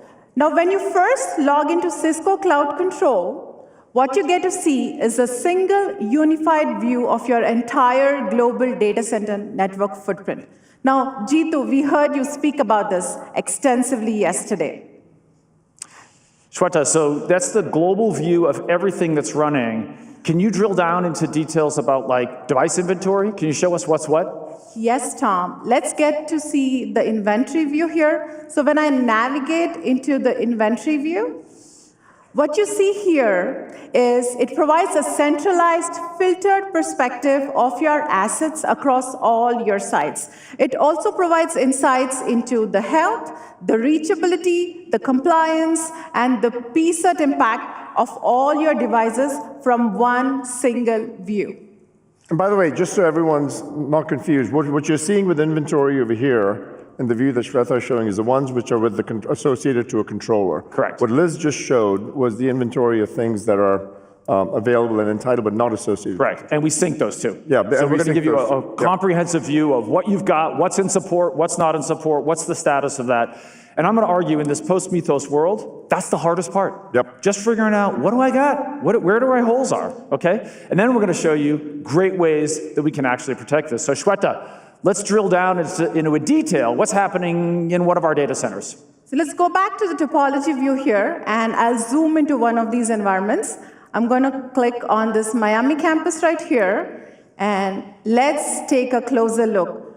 Now we are inside Nexus dashboard without having to re-log in, right? Now what you see here is a standard spine leaf fabric, and to this fabric is connected a complex Kubernetes AI cluster.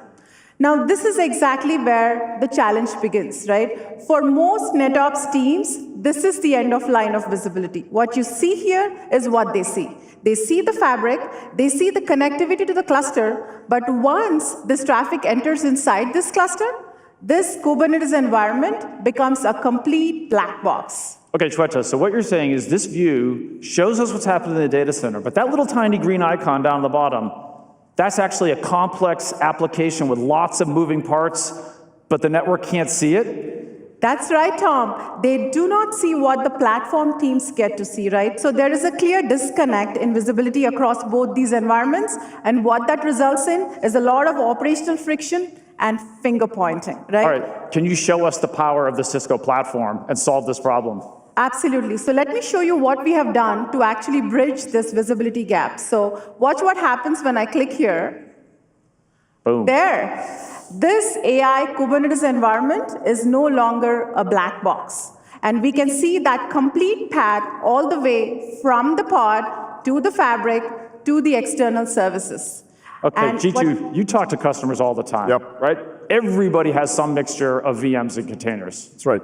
What's the trend there? The trend is that you actually are starting to see a skyrocketing amount of Kubernetes containers because of AI workloads. Right, that's all Kube as well. You still have VMware workloads as well. And we'll probably have it forever, right? So bringing those two worlds together is really powerful, Shweta.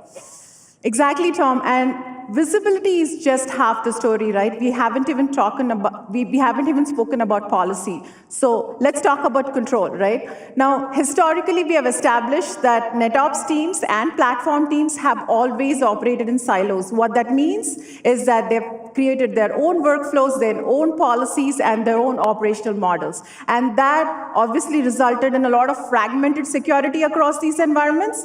But now, with our integration into Isovalent, what we have done is we are able to synchronize these policies as well across these two domains. So let me show you how that's done. I'm going to click on security right here, and what you see are 3 policies. Now, 2 of these are traditional fabric policies, but the first policy that you see right here, this is a security policy that was created in the Kubernetes environment, but now Nexus Dashboard has a way to provision it and also enforce it across the entire network. Now, when I click on that policy, what you see now is an end-to-end flow, fully validated all the way from the pod to the external service. That's really nice. So if I've got a PCI requirement and it covers an application that has VMs and containers, I can implement that with one pane of glass, no more manual syncing, spreadsheets, et cetera. Exactly, Tom. We have eliminated all that cumbersome manual operation across both these environments and have fully automated this workflow. What's also nice is that this architecture extends across sites, so when the workload moves, the policy moves with it. G2, you know what this is? This is simplicity without sacrificing sophistication, right? That's fantastic. The power of the platform. Great. Okay, Shweta, so we talked about a security policy. What about the security of the devices themselves? What can we do there? Let me show you what we do that, and we achieve that with Live Protect today, so let's get into a live demo for that.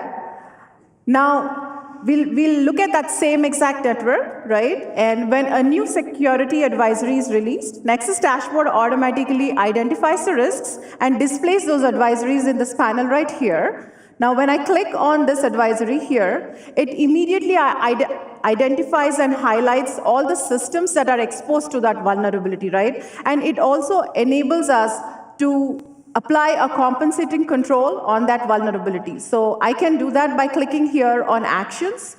Now, what I can do is I can apply the shield by clicking on Deploy in Protect mode. So let's wait for that shield to get applied. And there. The systems are now fully protected. All right, let's take a second. Let's explain this for a moment, because this is a fundamentally different model than what most others are following. Yeah, what Shweta just did is she made an important security change to a switch in production without disrupting, slowing down, stopping, or rebooting that switch. Zero downtime. Zero downtime. And basically, does a compensating control replace a patch? Absolutely not. So if there's one thing you listen to in this room and remember, a compensating control does not eliminate the need to patch. It's a bridge between patches. And so at Cisco, we're going to do our part to make those upgrades easier and like more frequent and able to take smaller steps. But then we have a unique capability like Live Protect that is the bridge between upgrades. And that's the new operating model for the post-Mythos world. And so just so everyone fully understands this, the time from when a vulnerability is announced to when an exploit occurs now, that time is compressed down to hours or minutes. Yes. But it takes about 40, 45 days for an organization sometimes to go out and patch. We collectively as a community have to make 45 days to patch? Yeah, on a good day, right? Only for 20% of the total number of vulnerabilities you might have, because people don't have enough resources. So we have to collectively reduce the amount of time it takes to patch. But in the meanwhile, you actually now have a mechanism to go out and stay safe and secure. Yes, our design intent is that once you get comfortable with these shields, that you let them go in auto mode and they just deploy. So we take the human out of the loop and we can put these immediate controls in place, but you still need to patch, right? And we're going to continue to make that easier and smoother. Okay, that's really super impressive. Shweta, so let's assume that a customer is running a heterogeneous environment, and even though they have Live Protect running on switches, there are so many vulnerabilities in this post-Mythos world, we just have to assume that attackers have gotten in. And zero trust principles have always held that. It's more true now than ever before. So let's add some segmentation of the network. Can you show us what it would take to insert a firewall into this architecture? All right. Let me insert a firewall for you, Tom. So it's the exact same network where you're talking about, right? And now, traditionally, if I have to insert a firewall between my AI pod workload and legacy app workload today, what that requires me is to connect a third-party firewall appliance and hairpin all my east-west traffic to that firewall. Okay, so G2, hairpins were an important feature of hairstyles in the 1950s. But Shweta... I never used it even back then, I was bald. Yeah, well, so not for you and I, but for some of us. Shweta, from a networking standpoint, how do we feel about the hairpin? Tom, I have to say this to you. I have 2 daughters. Hairpinning is not fun. No, either for them, it's dead, right? Not for the network. But I'll tell you why it's not fun for the network, right? It creates multiple challenges on the network itself. The first thing, we see an additional latency here, a latency penalty as a result of that extra hop that we have now added to the fabric. There's a lot of complex routing that we'd have to worry about now to and fro that device. And of course, it also brings down the fabric performance significantly because now we have created a single choke point there for all our traffic, right, with the firewall. Now, let's compare this with our smart switch DPU architecture, right?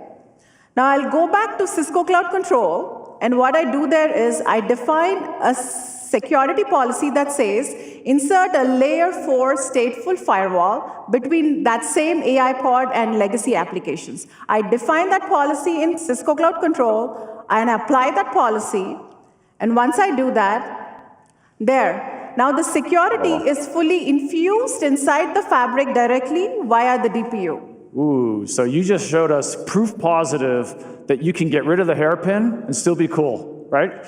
No additional appliances, no hairpinning, and no complex routing. That's right. We've taken so much friction out of the process of deploying firewalls that it's going to allow our customers to be able to put lots more little tiny firewalls throughout the infrastructure and contain the damage if there is a breach to occur in this post-Mythos world. So this is another example of the power of the platform, delivering simplicity without sacrificing sophistication. And the way we do it is with a unique form of hardware. So Shweta, that box next to you, what is that? This is our Nexus 9K Smart Switch that's powered by our E100 Silicon One ASIC that's running both the NPU and the DPU components. So the big chip on the right, that's Silicon One, and the smaller chips there, those are DPUs. And this is a perfect example of what you talked about yesterday. Having the ability to have the full stack, the silicon, the software, the systems all pulled together, that's what allows us to deliver the simplicity of a smart switch where we can integrate security into the fabric of the network. Amazing work, amazing work. Do we think that Shweta is a rock star? Yeah.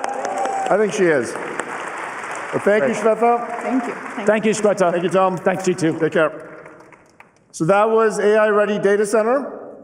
Next, let's actually go talk about future-proof workplaces. And there's so much to talk about in future-proof workplaces, and there's no one better than Anurag Dhingra, who runs our entire workplaces business, including collaboration and networking. Anurag, come on up, buddy.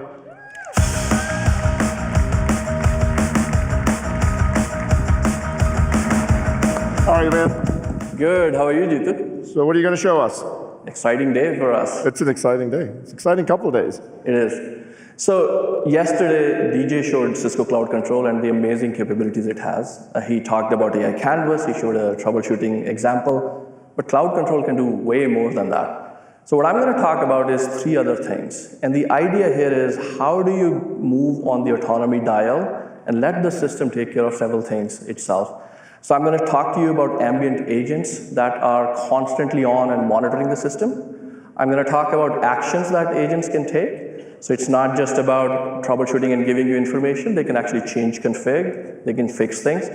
And then a very critical piece is, how do you make those changes safe in production? And this is where the digital twin comes in. We're announcing that here at Cisco Live. It's an amazing capability for humans to pre-validate changes, but agents can use that too. And then when you connect it all, you then extend that into an autonomous agentic loop where you can start to hand over certain tasks to agents. And this is such a breakthrough, because what you've done basically is said, I'm going to have these agents working on my behalf all the time in the infrastructure, number one. Yes. Number two, those agents will do deep reasoning and be able to figure out what can be done so that if I find some problem, I can respond and remediate that problem. Right. But I'm not just going to go ahead and implement the policy. I will spin up a digital twin, pass live data through it, make sure that the policy doesn't break anything, and if and only if I feel comfortable, then go ahead and make sure that I deploy the policy. Exactly, and that is very important because we want the customers to be able to choose what they delegate and when they feel confident in delegating.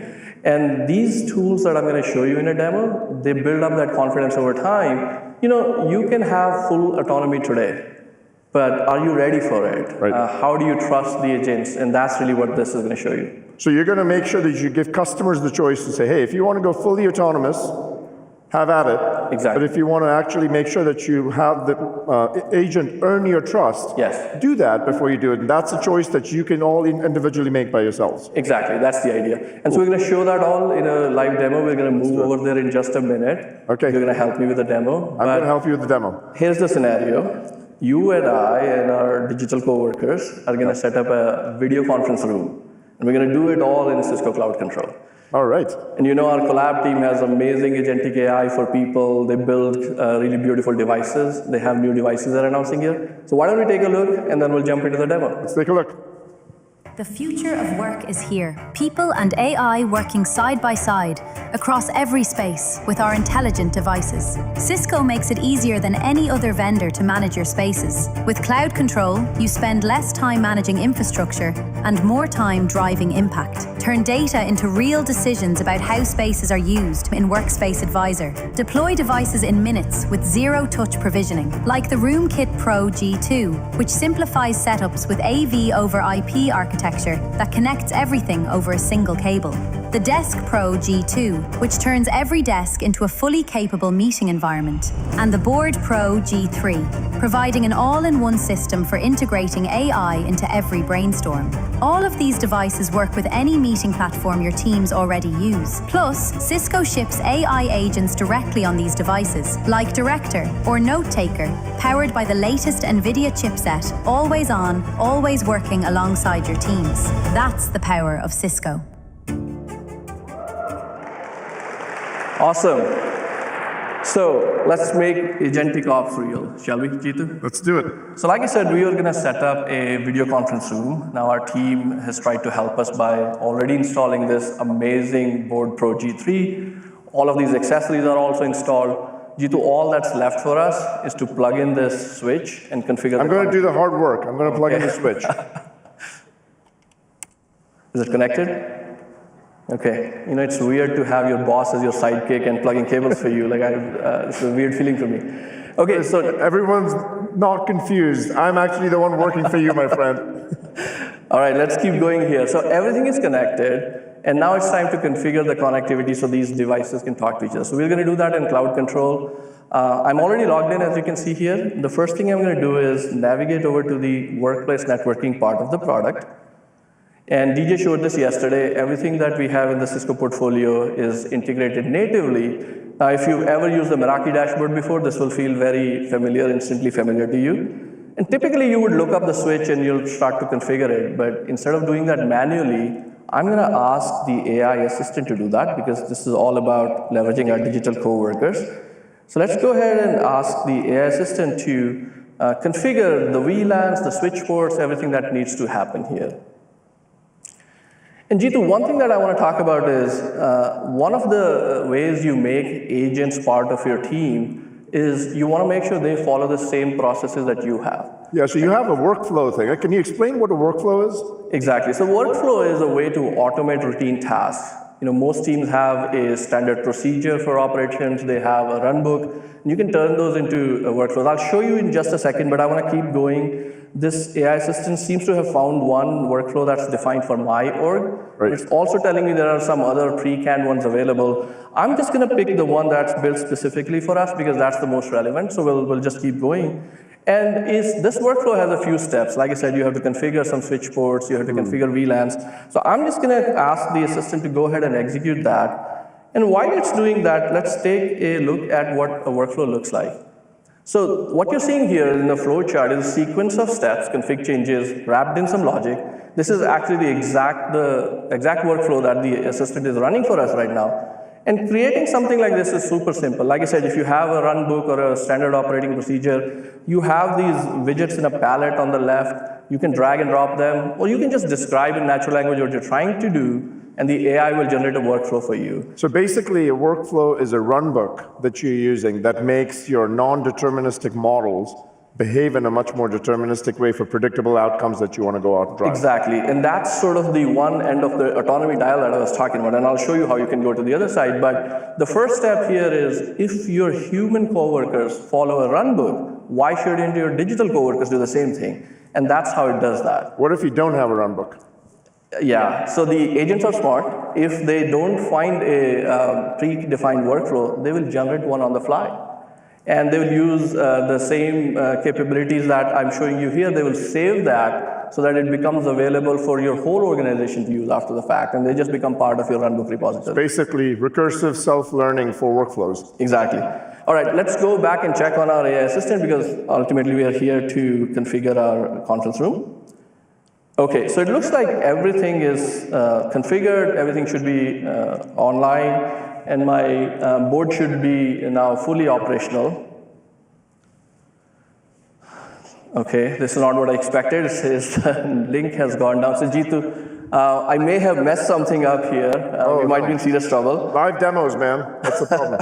So, by the way, I'm getting some notifications here on my phone, and interestingly, one of them is from an ambient agent. So why don't I bring it up and show you what I'm seeing here?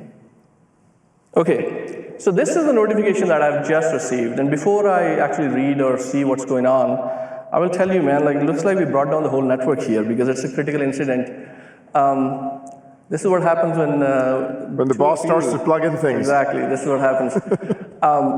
But Jeetu, two things to point out here. One, obviously, this came proactively from an ambient agent. So there was an agent that was constantly monitoring the system, detected an outage and texted me. Second, this is a WebEx messaging interaction. Right. You know, if I had a coworker, they would probably message me about this. Or what if I was using Slack or Microsoft Teams? The same pattern holds. You know, any messaging system, Slack, Microsoft Teams, WhatsApp, iMessage, whatever you have, the idea is these agents are collaborating with us just like your humans would. And you know, by the way, if I were away from the laptop, I could just continue the conversation on my phone. But because I'm here, I want to just project so that everyone can see. And just eyeballing this, it looks like the config change that we made was not the problem. I made a rookie mistake that hopefully many of you can identify with.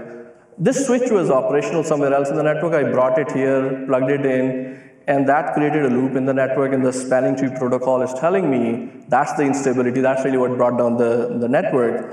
And you know, this message from the agent is telling me that the agent has already done that root cause analysis. So it went into a deep reasoning loop, came up with a remediation as well, and it's feeling very bullish. It's telling me that it has high confidence in this assessment, but I want to double check its homework. I'm not just going to trust that.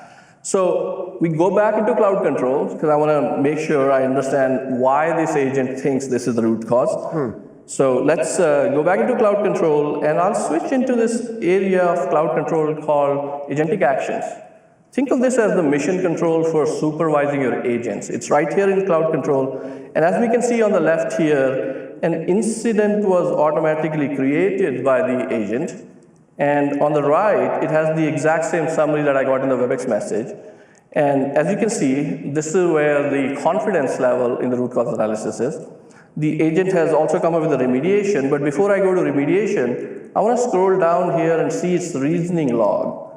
So I can see that it looked at the telemetry, it saw STP messages, and then it went to the root cause, and then it figured out which port was causing that. And I feel pretty good about this reasoning. And the remediation comes with a risk assessment, just like the confidence in the root cause analysis, the remediation has a risk score as well. Our network is already down, so I'm going to accept this risk. I've seen this problem before. It's a fairly straightforward change. So I'm just going to go ahead, Jeetu, and accept the recommendation, apply the changes. Let's try to bring the network back online. All right. We only have 20,000 people in the audience, so let's hope it works.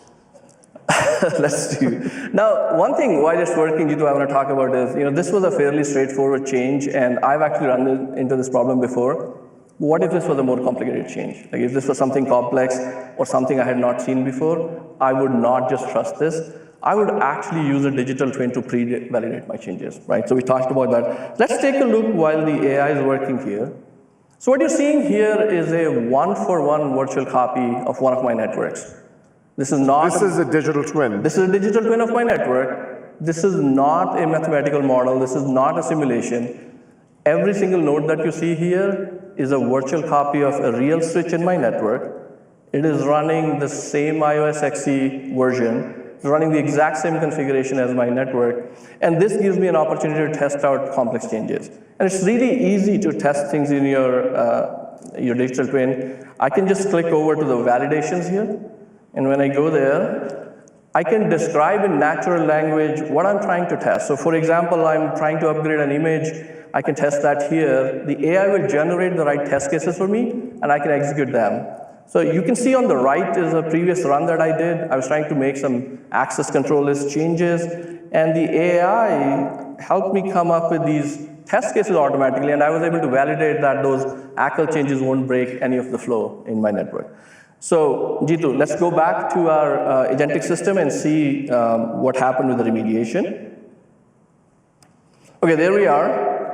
It looks like the problem was resolved. Everything should be back online. Now here is the cool thing that I want you to see. You will see that the reasoning log was automatically updated as well. And now I have this option to automatically run this action the next time. This is what we were talking about earlier. This is exactly what we were talking about. This is the autonomy dial. I'm confident in the assessment that the agent reached. The remediation made sense to me. It has recovered my incident. I feel good about just letting the agent handle that in the future. All I need to do is just click here, and this type of a problem in the future will automatically be fixed. I won't even have to. That is a choice that every company and every administrator can make when they start feeling comfortable. We don't need to force that. Exactly. So the agents will tell you their confidence level in the assessment of root cause. They will tell you the damage that remediation can cause, and then you choose if you're comfortable handing over control for that category of problems. Not just that problem, it's a category of problems that the agent can then start to do autonomously. So that's how we go from a agentic system that humans are interacting with to a completely autonomous system. Okay, so our system should be up, completely online. There's only one more thing left to check, Jitu. We're setting up a conference room. I want to make sure this is going to give the most amazing audio and video experience as well. And how do we do that? Again, in Cloud Control. The Collab Control Hub is embedded right here, as you can see. I don't have to switch out of this tool. I can stay in Cloud Control.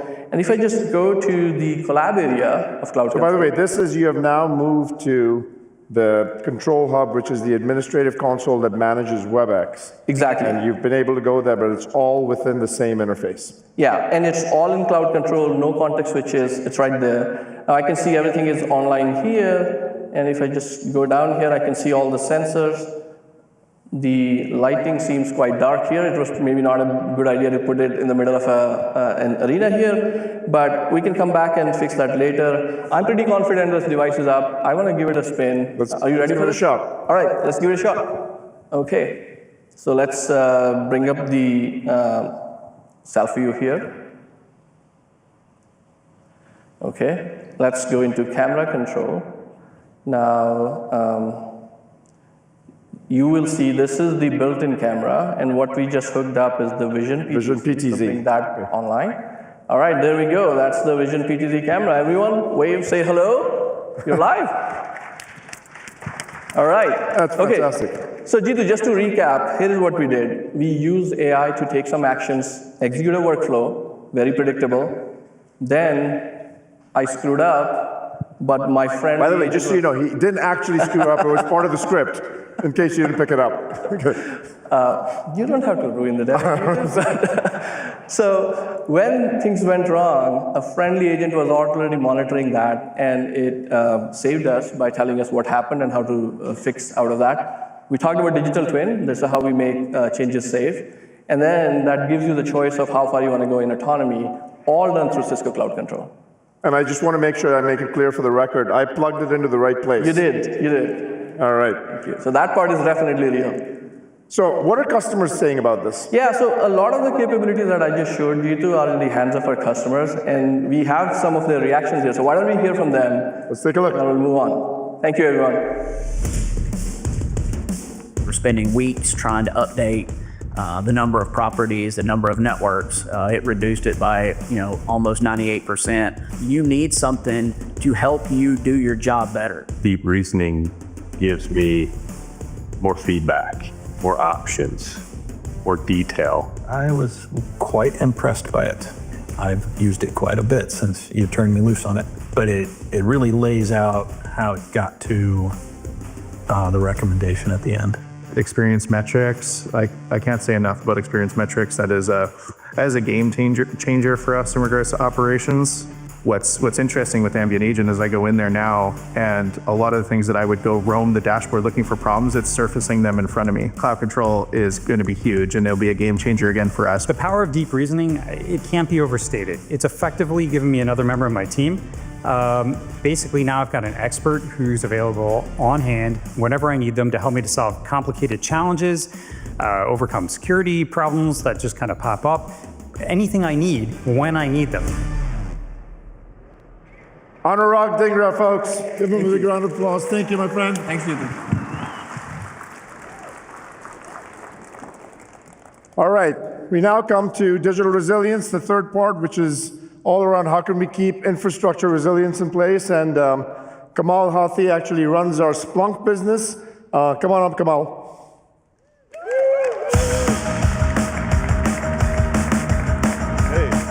Thanks, YouTube. How are you, man? I'm doing great. Thank you. I need to get a Splunk t-shirt. I've never gotten one. You had me at resilience. That's the tagline. That's the tagline. Yeah, Sorry. yeah. So, can I get one? Do I know someone who can get me one? Let's see how the demo goes and we'll talk. Okay. Yeah. All right. Okay. What are you going to show us? So, first, it's amazing to be here. Great to be in this amazing event. And we have a ton of new announcements and innovations. And what we want to do today is, really sort of paint in living color and show in action demos of some of these things. And the way we're going to do it is focus on three things in three categories. The first one is what you talked about before as well, is to operate at machine scale. That's what, because with agentic systems, with AI, data is just coming in, there's a lot going on, and the scale is just becoming literally insane. So we're going to operate at machine scale. The second thing we're going to talk about is how to use that same data and allow us to respond to these threats that are continuously coming in. Post-Mythos world, things are happening fast, to respond at machine speed with agentic solutions. And the third part is to take the same exact data, the same visibility, unified view, and unlock trust in AI itself. Right? That's the three things we're going to focus on. Awesome. Now, Jeetu, you in yesterday's keynote, and today as well, cloud control is amazing. You and DJ showed some fantastic things. But adding Splunk in, I think, will supercharge what cloud control can do. Unifying data across application, network, infrastructure, even AI, all in one place is what's really impactful. So for that, I've got my friend Patrick Baumgartner, who's going to show us an amazing demo to take us through that. Right. Patrick, what does your t-shirt say? It says observability, and that's one of the things we're going to be talking about today. All right. So when we're talking about responding at machine scale and machine speed, there's two key capabilities we really got to take care of. First, we need to be able to access all of our data from a single unified point, because the second thing we need to do is unleash AI on top of all of that data. And really a key ingredient that, and we're delivering both of those things right in Cloud Control. And a key ingredient to that is Splunk. And we're using Splunk to power the Cisco Data Fabric, which brings all of not just your Cloud Control data into a unified location, but also lets you access all of external data from all these different silos as well. And so we could open up Splunk here, but we can also power some really cool applications. And like DJ said yesterday, we've built some apps for this. So one of the experiences we care about is understanding how the health and performance of key services and applications are running. And so we have an application for that, which is bringing together all of the data from both the network layer, application layer, and infrastructure layer, all into a single unified pane of glass so I can see what's going on. And in fact, I can see here I've got a streaming application that's a key customer experience for us. It's unhealthy, it's got high app latency, but because we can unify all of this data down into one place, I can get a full 360-degree view. So I can see my Kubernetes infrastructure is actually healthy, but there's still something else going on. So we want to go investigate this a little bit further. So Kamal, how do you think we should investigate it? I mean, Jeetu, I got to channel my inner DJ today. All right. And what do you think we should say? What do I say about inner DJ? AI Canvas. AI Canvas, That's what you're going to do. So we're going to come in here. I thought you were going to say Cloud Control. AI Canvas in Cloud Control. How's that? Okay, cool. Did I say Cloud Control? Cloud Control. Good. And so I've got an alert here about a degraded experience from Meraki. And I'm just going to click Collaborate in Canvas. And this is going to do something pretty awesome. Because we have all of this data unified, and now AI Canvas can talk to Splunk, it's going to run a root cause analysis that can correlate that alert across my infrastructure data, my application data, all the different data silos I have, and it can start trying to figure out exactly what's going on here. And if I was doing this myself, I'd have to be opening up different dashboards, I'd have to be talking to different teams. It could take hours, maybe even days to figure out. And instead, in about 30 seconds here, the AI went ahead and figured out if it looks like it's a network path to an application issue. I can see the blast radius of the different spots around the world that are located. And of course, I've got a full analysis of the investigation. So I got an executive summary that's telling me it looks like it's outside of our infrastructure. It's something between the ISP and our apps. And just like that, we've taken data from tons of different silos, unified it together, unleashed AI on it, and really taken hours of work down to, in this case, about 45 seconds. It's amazing. That is amazing. Yeah. And Thank you. Big round of applause for Patrick. Thank you. Now, the thing to note here, as Patrick said, this would have taken literally hours. Right. And not only hours of work, but more importantly, there's multiple teams, multiple silos, lots of finger pointing. And here, it was quick, was simple, and it just worked. And it had cross-domain telemetry that actually got correlated together in AI Canvas. And that's the power of combining Splunk with Cloud Control. Cloud Control. Right? Cool. So now, the same machine data that we have been talking about is really important to unlocking this ability to respond at machine speed. And you talked yesterday a lot about the challenges that are being faced by security operators. Right. There's a deluge of these alerts coming in. There's a lot of requirements they need to meet.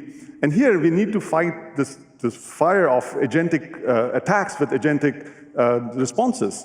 So what we have for that is what we call the agentic SOC. And so what we want to do now is have Lauren join us and show us the agentic SOC in action.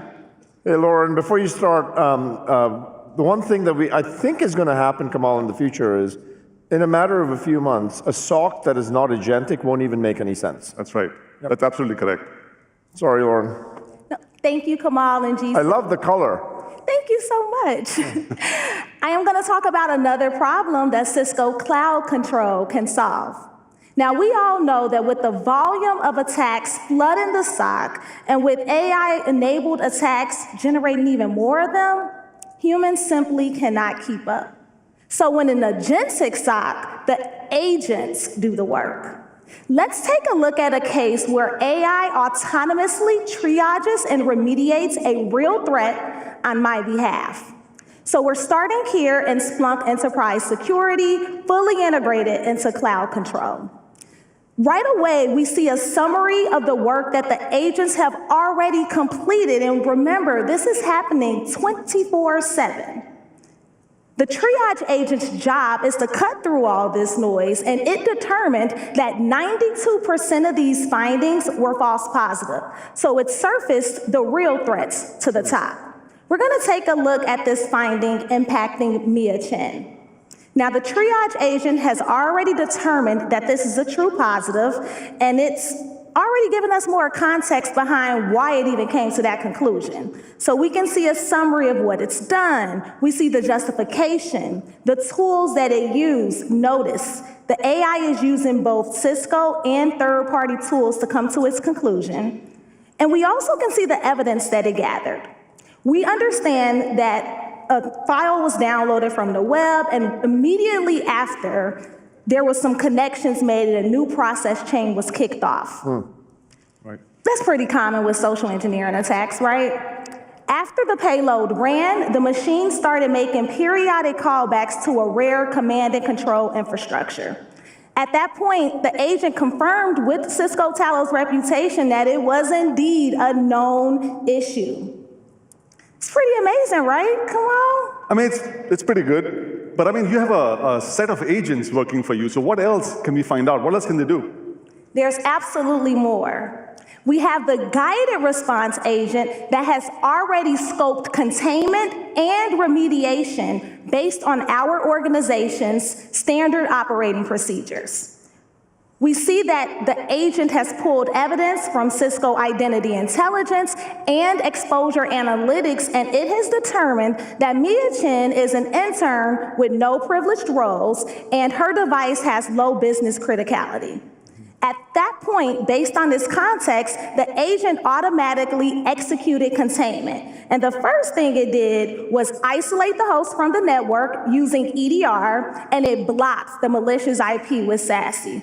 The agent even went on to create a ticket for the help desk to contact the user and coordinate device recovery. This entire threat was triaged and remediated by agents in minutes. That is the agentic SOC in action. Thanks, Kamal and G2.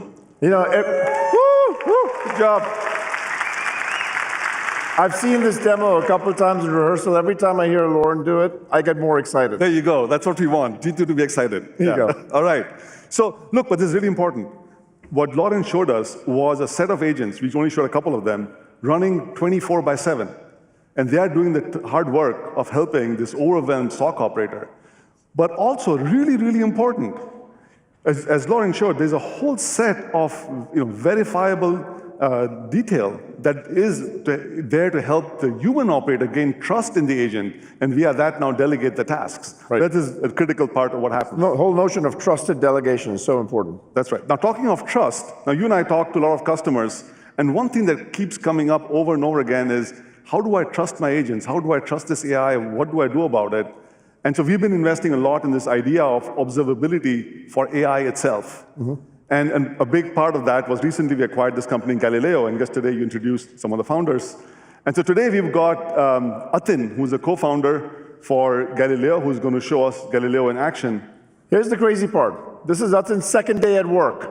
That's right. This is typically how we do orientation. Come in front of 20,000 people and start doing demos. And he doesn't even have a Splunk t-shirt. Doesn't have a Splunk t-shirt yet. We'll get him one soon enough. So Atin, welcome to Cisco. Second day, you got your badge. Show us what Galileo can do. Well, firstly, thank you. And in 2 days, I've realized we clearly also onboard at machine speed. All right, so I'm here to talk about agents and trust. So AI agents, as you know, they've clearly evolved from simple chatbots answering questions to multi-agent systems making critical decisions in production. But the big question is, how can you observe and control these agents and trust them to do the right thing? I'll show you how. So here, what you see in front of you is an agentic e-commerce application. It has multiple agents running behind the scenes. You can buy things. Sarah, who's a customer, recently purchased a pair of headphones which stopped working. So she goes to the Volt agent and asks it to pull up a receipt. Now, behind the scenes, this triggers a multi-agent system. It does a user lookup, a policy check, and decides to issue Sarah a refund. Once this completes, you'll see that. So yes, first she sees the receipt. So she confirms that these are indeed the headphones she purchased and that she paid $700 for it. So now she asks for a refund. Now this triggers the refund agent. It'll do the usual user verification. It'll make sure that the product is eligible for the refund. And finally decide to issue Sarah a refund of $1,200. That's a good deal. We should do this all the time. Yeah, I think Atin's previous startup kind of went bankrupt because of this. Exactly, had to start all over again. Yeah. So for the audience who didn't notice, $1,200, it's clearly higher than what Sarah paid for. And while this makes Sarah happy, imagine if this was your business. And when millions of such transactions happen with agents every day, agent trust becomes critical. So this is where Splunk's agent observability platform comes in. Now today I'll show you 3 things. How do you identify these kind of nuanced issues agents make in production? How do you measure them? And then how do you prevent them from happening at runtime? So what you see in front of you is what we call the agent graph. Now this gives you a bird's eye view of your entire agent system, every single tool call, every LLM call, including deep analytics and telemetry into each component, as well as the paths taken by the agents. Now, agents fail in nuanced ways. Something we offer is signals. Now, signals are designed to surface the unknown unknowns, the things that you did not expect the agents would do. So if I zoom in here, you see Splunk immediately identified refund issue mismatches, something that we just saw. So you step into this, It gives you a clear description of what happened, a suggested action, and if you want to apply this to all your agents, you go ahead and create a metric. Now, the system will give you an optimized prompt. You choose the model of your choice. All these are set for you. And now, in one click, you have a metric. This is why we do live demos and not slides.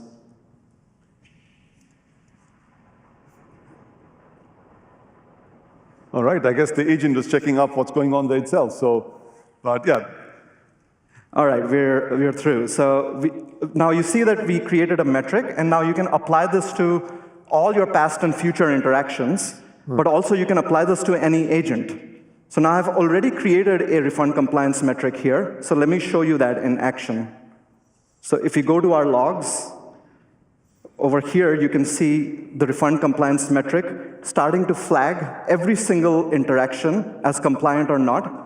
But not only do you get a value, but you also get an explanation why. Now, if you notice here, it cost you 12 cents just to do this one transaction. That's an expensive token cost. It's a little bit expensive. And when you have millions of transactions happening, these techniques simply don't scale. And what you really need are metrics that are able to give you the same level of accuracy, but dramatically cheaper and faster. This is where Luna comes in. Luna is Splunk's small language models, which are designed to give you the same level of eval accuracy as LLMs, but are 95% cheaper and millisecond latencies. So over here, if we go to our control store, I already have a control powered by a Luna model. So all I do is enable this, go back to my agent, and try to reissue the refund. You'll see now that the control will trigger. It will steer the agent in the right direction at machine speed. And now Sarah gets the amount that she's owed. So to summarize, we did three things. We identified an issue, we measured it continuously, and then we applied it at machine scale to steer agents to safe responses. That's Splunk agent observability for you. And by the way, what you also did was you made sure that the economics of this were better because you moved it to a model that was a small language model. So you were able to make sure that it didn't have a 12 cent per transaction cost. And you actually reduced that cost dramatically. Absolutely. I mean, people are worried about their agent tokenomics. I mean, wait till they see their eval costs. So these are 98% cheaper. Fantastic, fantastic. Awesome. That's pretty amazing for day 2 on the job. Yep. Atin, thank you, my friend. Thank you. Thank you, Atin. Now back to work, rest of the week. One more thing to point out here, Gita, very quickly, that not only is it cheaper, it's faster, but it does 100% of evaluation. Most other techniques can use regular off-the-shelf LLMs and try to do the same thing. People do sampling because they can't afford it. It's not fast enough. That doesn't work. With Galileo, you can do this, and only with Galileo, and that is something the full coverage to us. Absolutely. Thank you so much, Thank Kamal. you so much, Jitu. So appreciate excited. it. Thank you Big for round the of water. applause for Kamal. Okay, so let's wrap up. What have you seen today? What you've seen is, firstly, the power of the platform really coming into play because every single product you saw is now being able to get executed right within Cloud Control. You have cross-domain telemetry, you can troubleshoot, you can set policy, you can observe, you can go across data center, future-proof workplaces, and have infrastructure resilience. What you should know is we will have every single acquisition we make, every new product that we build, will actually start and only be within Cloud Control. So that's the commitment that we have to you. We're going to simplify. There you go. Go ahead. Thank you. We're going to simplify operations and completely reimagine it for you. Look, we're so honored that you take your valuable time and come here and spend it with us. We hope this was worth your while. This is an exciting time for Cisco. More importantly, we hope it's an exciting time for you as we partner with you. And we hope that these capabilities that we're building allow you to do your life's best work for your customers. Thank you again for being here. Take care. Fantastic. Thanks so much to G2, to Liz, and by the way, to our very own Lauren White. Lauren, we are so proud of you. Fantastic demo. Great to see you up there in the keynote space. We all have stars in our eyes. We're all like, hey, we know her. Lauren's one of our fellow hosts here on the broadcast. A great keynote, a great setup to a Wednesday that is going to be packed edge to edge with incredible value, with capabilities, with comfort and trust, which we lay into continually. It's all well and good to bring the technologies that are going to build out the AI era, but if you aren't comfortable utilizing them, investing them, deploying them within your organization, then guess what? It's simply not going to happen. So that's what the whole day is going to be, is getting you right where you need to be. What it takes to build, to secure, to run your enterprise, where AI agents and people are literally partnering, working side by side with one another. That is what the Cisco Platform Advantage is all about. It multiplies what is possible for you. I really loved what Scott Malone was showing us from Geodis, that complete landscape visibility, that manageability with Cisco IQ, no blind spots, single pane of glass. And I want to dive a little deeper on that. And a great way to do it is my pal Rob Boyd is out in the showcase right now. We're about to open the doors, Rob. You're going to get swarmed in a minute. But Cisco IQ, what have you been seeing and hearing throughout the conference? Well, I got a chance to catch a little bit of what Liz was covering because we get drawn into things, it's hard to focus on it. But I tell you, it's been very interesting. And I was thinking back around just kind of the history of, if you will, of Cisco's services and how it started very TAC-oriented, very reactive. World-class, always has been, right? Providing services, but then it's also been about, we had advanced services, we had some reorganizations over time, but what I think we're seeing now, and this is probably my framing, so please don't hold me too accountable to this in terms of Cisco, but I feel like it's really moved not only from reactive to not just proactive, but it's like services you can expect, where I feel like Liz was raising expectations for the ability for, say, TAC, I don't have to know to upload all these logs and pull information before I call TAC. The idea is that TAC is actually connected and agentically able to assemble what is most important, potentially even contacting me before I have to escalate to them. And we talked about that as kind of a dream scenario in the past, and it's really fun to see how it's all coming together now as we're making promises to customers about what you should expect out of a really AI-integrated, secure platform that is also very service-oriented, which means outcome-focused, yeah? Absolutely, Rob. It's interesting, you brought it up really well. I like to say it goes from reactive to constructive. It's actually forcing you to push forward. It's building out the platform you needed. One of the things that Liz talked about is she said the hardest part is to connect something that you can't see before it breaks.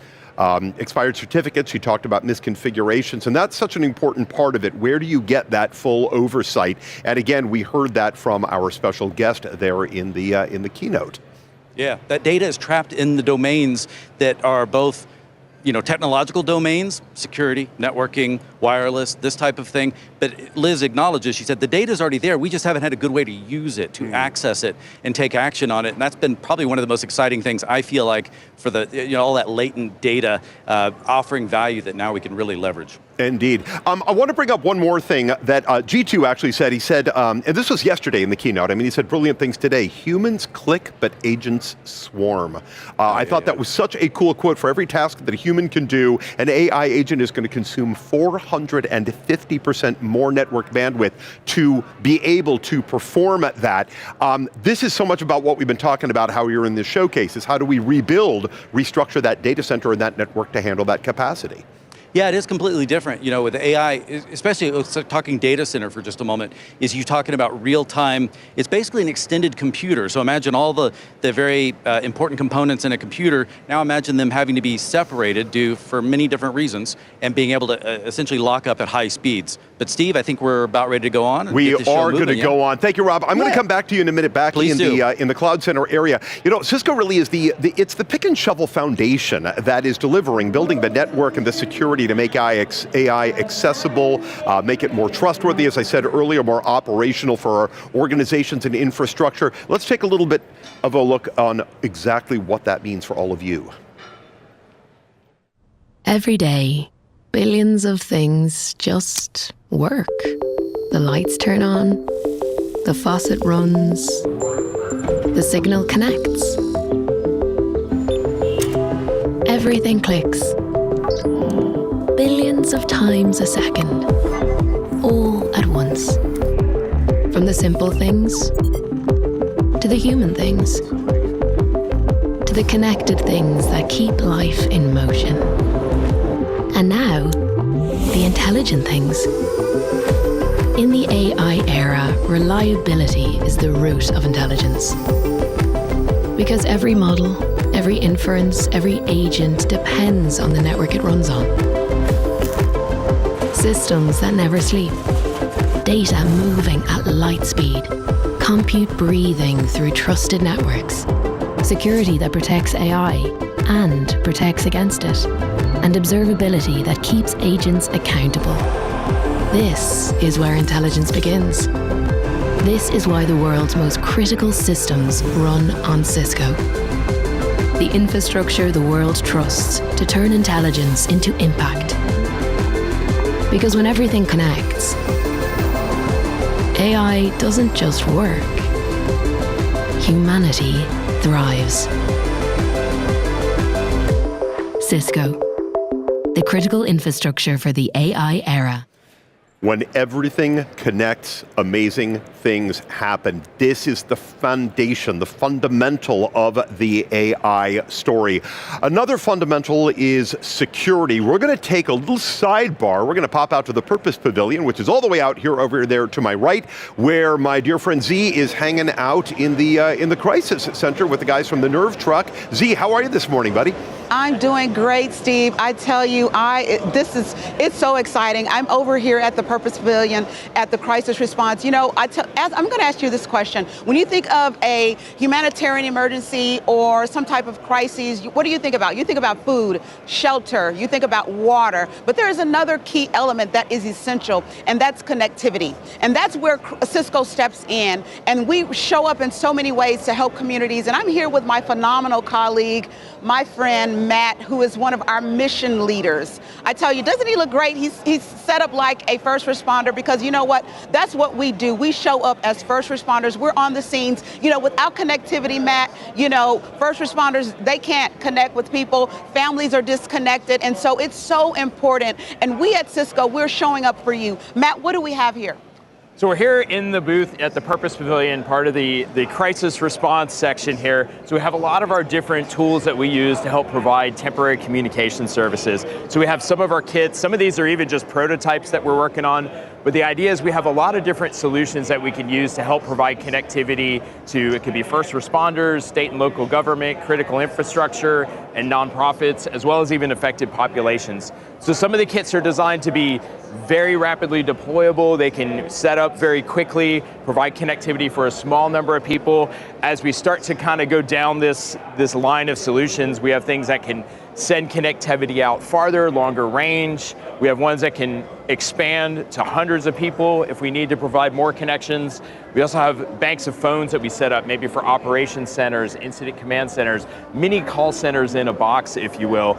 All this is powered by different Cisco technologies with WebEx, with Meraki, our Catalyst solutions. So we have iOS XE-based routers, switches. And so we have a lot of this different technology. And I tell people it's kind of like Legos. You can build whatever's on the side of the box or whatever you can dream up. And so we always send a bunch of smart people out into the field to help if needed, to basically put all these solutions together and basically help bring connectivity when it's needed most. This is excellent. This is a big showpiece back here. I tell you, this is eye-catching. This is our Nerve truck. Let's walk this way. Let's talk some more about what this does, what this truck does when it's deployed. Sure. So we call this the Nerve, the Network Emergency Response Vehicle. And first and foremost, this is a working emergency communications truck. So we integrate Cisco technology. So if we look at the mass, we've got wireless mesh, we've got Meraki cameras. Inside the box, we've got a Meraki switch as well as cellular gateways. And we basically use Cisco technology to provide just temporary communication services when normal communications are disrupted. We also do planned events. We've done a couple of Super Bowls, we've done a lot of big planned events and trainings. When we're not going to disasters, we're always working with first responders on basically how to do communications in disasters. We can also talk about kind of the baseline of the truck, like what keeps everything running at the most basic layer is power. Right? The cool thing about this version of the truck, the wheels are diesel, but the back is all a hybrid power system. So we've got a lot of batteries in the back of the truck, and between the fuel on board and the batteries, we can run for about 7 days. Wow. So it not only is basically more environmentally friendly, but it also solves a mission problem for us, able to keep running as long as we need to. Let's go inside. Let's take a look. Sure. So as we go in, we'll take a look at the different technology that we have on board. So again, lots of Meraki networking inside. We've got our Meraki switching, security appliances, satellite backhaul. That's not Cisco, but we use a couple of different satellites. UCS servers for compute and storage. And then we've got all our workstations, right? We're using things like the Splunk dashboard, and we've basically, one of our guys is AI vibe coded a whole Splunk dashboard to tell us what's going on with the truck. We've got the Meraki dashboard so we can see what's going on with the network, as well as tools for situational awareness kind of beyond the vehicle, right? How do we know what's going on outside? We can see our cameras, we can see what incidents are going on throughout the US and throughout the world. Basically, it's kind of a mobile Wi-Fi hotspot on wheels, but it's a nice place to work when you have an emergency. We can provide communications for a couple hundred people within just a few minutes of stopping. Wow, Matt, this is amazing. I tell you, you know what, folks, while you're watching this innovation from your screen, there's nothing like being here, seeing this hands-on, being able to touch it, feel it. I mean, the excitement in the air, it's electrifying. And it's a phenomenal experience to be here to see how Cisco is making a difference in our communities. I'm so glad I was able to show this to you. Talk to us, Matt. Thank you so much for just explaining to our audience what we do here. I tell you, if you're not here at Cisco Live 2026, you need to make it your point to be here on next year. Steve, back over to you. Z, thank you, and huge thanks to Matt and the crisis response team. The work they do is so vital, so imperative, and just so important to our world. They truly make the world a better place. You know, it's interesting, the crisis response team, the Nerve Truck, they rely on the network, as Matt just told you. Every aspect of your organization, all of ours relies on the network, and the network itself relies on what Liz in the keynote just called the visibility imperative. She asked that important question, right? Do you have a complete and accurate inventory of every piece of your environment and its security status? And two big announcements this week here at the show let you say yes to that question. Cisco IQ, the full software, hardware, cryptographic asset overview, and then Cisco Cloud Control, right? One of the biggest announcements this week, a unified cloud-native management platform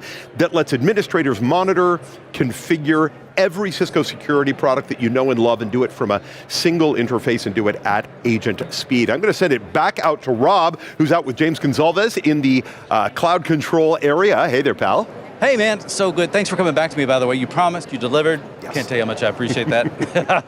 So I was getting it straight on your name, Gonzalez. That's right. And your first name again? James. James, okay. And what you said it was Portuguese. There is some Portuguese descent, yes. That's right. I looked at it when it was spelled on there and I'm like, wait, that's got to be a misspelling. It's got to be a Gonzalez, because everyone's a Gonzalez around me in Texas. But nonetheless, thank you for putting up with my lack of world knowledge.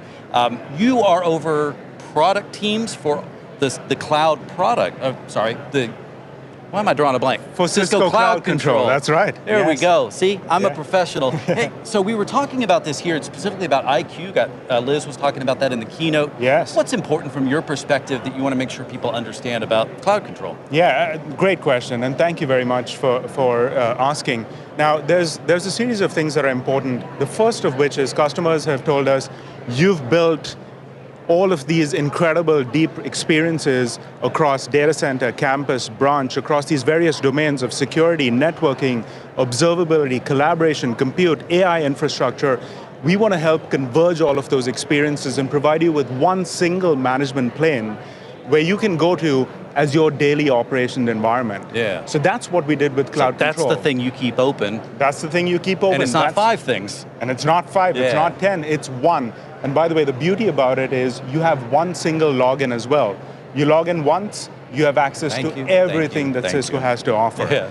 Now what's even better about this is not only do we unify the surfaces, but we also bring together all of the data. Yeah. So as the data comes into Cisco Cloud Control, it makes it perfect for us to unleash AI on top of it.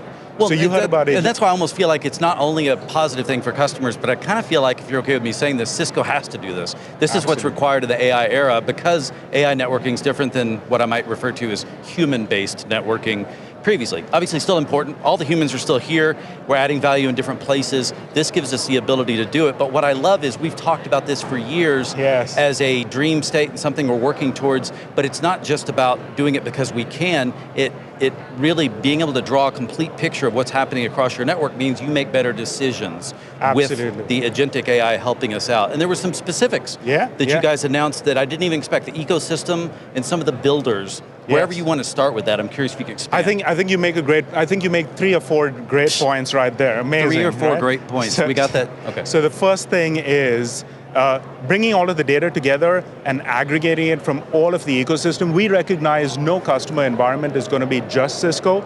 It's a heterogeneous environment, so we created an open ecosystem where they can bring data from their third-party systems that they use, and we can leverage the power of that data in Cisco Cloud Control to deliver the agentic outcomes. Now, the other thing that you touched on that's really interesting is that before, people used to talk with chatbots. It was easy, but you asked a question, you got a response back. Very linear. And it's very linear. Now with agents, things have changed. Now that you have all of this data, now that you have this ecosystem that's playing in Cisco Cloud Control, you can leverage that data and these insights to be able to have agents work for you 24/7. We call them ambient agents. They run in the background. They're constantly gathering information. They're constantly helping you troubleshoot. And they get to the outcomes that humans become more efficient. You now have digital coworkers that work with you, where agents and humans are working in that one single operating environment. Yeah, the one simple example that jumped out at me, and it was very non-technical is the reason why I clicked to it, but it was the notion of handoffs between people. Sometimes you've got work in progress. We never get good information from the previous person. I tell you, especially at the end of a shift or something, the verbal handoffs, God forbid someone's actually keeping a logbook updated. But the way you guys have set this up, especially agentically, is you're talking about, here's, I come to work at 8 a.m., it knows this, and it's the ability to have everything laid out for me so that I say, here's the primary decisions I need to make now, here's the things I can do after I've had a bite to eat, gotten my coffee, and here's some stuff I can work in AI Canvas, which is part of what you've got, and I love AI Canvas, and just that whole story of the collaboration across domains to get stuff done, bringing the right people in association with AI. Is that a good way to put it? I think that's a great way to put it, and the early access response from our customers has been phenomenal. They love the experience of having us build a very simplified UI, because guess what? Customers come and have 2 things in mind in most cases. One is, what are the proactive set of things that I need to focus on that you've already gathered intelligence on, so that it's not hard for me to do my job every day. I don't want to have to go to several places. I don't want to have to go gather this data. Thank you for bringing together the insights and the actions that I need to take action on immediately. So that's one. That's number 1. And then number 2 is, I often have questions like, how is this vulnerability impacting my environment? I have questions that I want to ask. So when you land on Cisco Cloud Control, we immediately present you with a chat interface where you can just say, ask the question. We'll immediately bring responses back to you. And I want to touch on one other point, which is, wrap it up. We, as you have understood from some of the announcements we made, we've also introduced the notion of an agent builder and an app builder. Yeah, I didn't expect those. What are we doing there? So with the agent builder, now we allow customers to leverage the data, to leverage the agent building capability to actually predictably have agents that they can build and run on the platform on a regular basis that run autonomously and bring humans in the loop. And then the second thing is we announced a partnership with Codex, with OpenAI, that allows customers to come and leverage that data and build their own first-pass apps on the platform. This is so cool. So we build the platform, and our customers and our partners leverage the platform to build the outcomes that they desire. Yeah, the platform, we're bringing a place for everybody to come together and make magic. James, thank you so much. I appreciate your time and everything your team has done. Guys, you can obviously see Cloud Control everywhere you go here because, well, that's the platform. But for the details, right here in the center, just as you come in, and you can hear the noise, everybody's here from the keynote, come get hands-on and ask the experts questions about what does this mean in your environment, how can you make it work. Steve? Rob, thank you so much, buddy, and to James as well. And this is a great example of exactly what Rob just said, right? Come in and ask the experts. That is why you want to be here in the space with us, here at the next Cisco Live in your region, so you can walk up to the Jameses and say, hey, walk me through this. Show me bit by bit how this applies to me, to my organization, how I can deploy one of these new announcements, Cisco Cloud Control, Cisco IQ, what Asterisk, whatever it happens to be, how can I deploy this in my organization? How can I make sure it's working for me, for my team members, my people, all of my locations globally, and then we can serve our customers utilizing those capabilities. Thank you, guys. As you can see, things are loading up faster and faster out there in the world of solutions. Everybody is returning from that fantastic keynote. You know, all week long, and all across Cisco Live, we've been so hyper-focused on the power of the network. It all starts and ends with the network, right? We always say that Cisco is your critical infrastructure for the AI era. So true, and in a lot of different ways. Cisco also is the official network equipment partner of the LA 28 Olympic and Paralympic Games and of Team USA. So what does that mean? Well, it means is we are building the secure AI-powered network, the full networking infrastructure that is connecting every single LA 28 venue, all of the athletes, the millions of fans and viewers all across the Los Angeles metropolitan area. It is a huge undertaking, and I want you to see just a little bit of what makes it happen. Hi there, my name is Chris Lapp. I'm a senior specialist solutions engineer in the Cloud and AI Infrastructure Group at Cisco. I'm here at Cisco Live 2026 in Las Vegas, and I'm talking to Cliff Ryan, Vice President of Network Engineering at NBC Universal.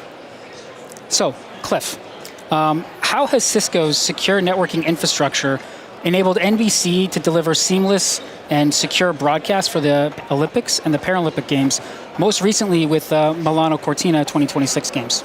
Yeah, a great question. You know, NBC and the network infrastructure, we're really integrated across Cisco's ecosystem, from our backbone infrastructure with our segment routing, all the way through to our VXLAN edges at our major campuses, and then most importantly, out to these production remotes. And we really use the Cisco technology just to make sure the workflow itself is really secure end-to-end. You know. One of those technologies I was wondering if you could touch on is the Cisco's IP fabric for media. I know that you guys are a very large user of IPFM. Can you tell us how you're leveraging IPFM today? Yeah, I mean, IPFM is the backbone. It is our non-blocking multicast infrastructure, not only at our major production hubs, NBC Sports in Stamford, you know, in Denver for distribution, but also when we do the Olympics, we put a large spine leaf IPFM into shipping containers and ship it out on site so that we can do that, take in as much video uncompressed and compressed as we want and do it right within the IPFM before we continue down the distribution chain. Amazing, thanks Cliff.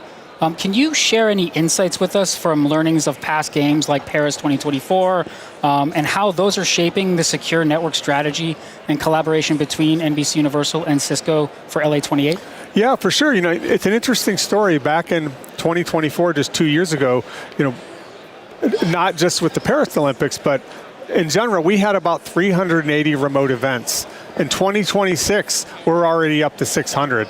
And so as part of that growth, one of the things we're redoing is our production edge. We're starting to roll out Cisco's Viptela SD-WAN solution, and we see it as giving us the ability to really provide consistent connectivity with good security throughout all our next-gen production. So that's really one of the big takeaways over the last 4 years is we need to upscale the technology on our remote productions with SD-WAN.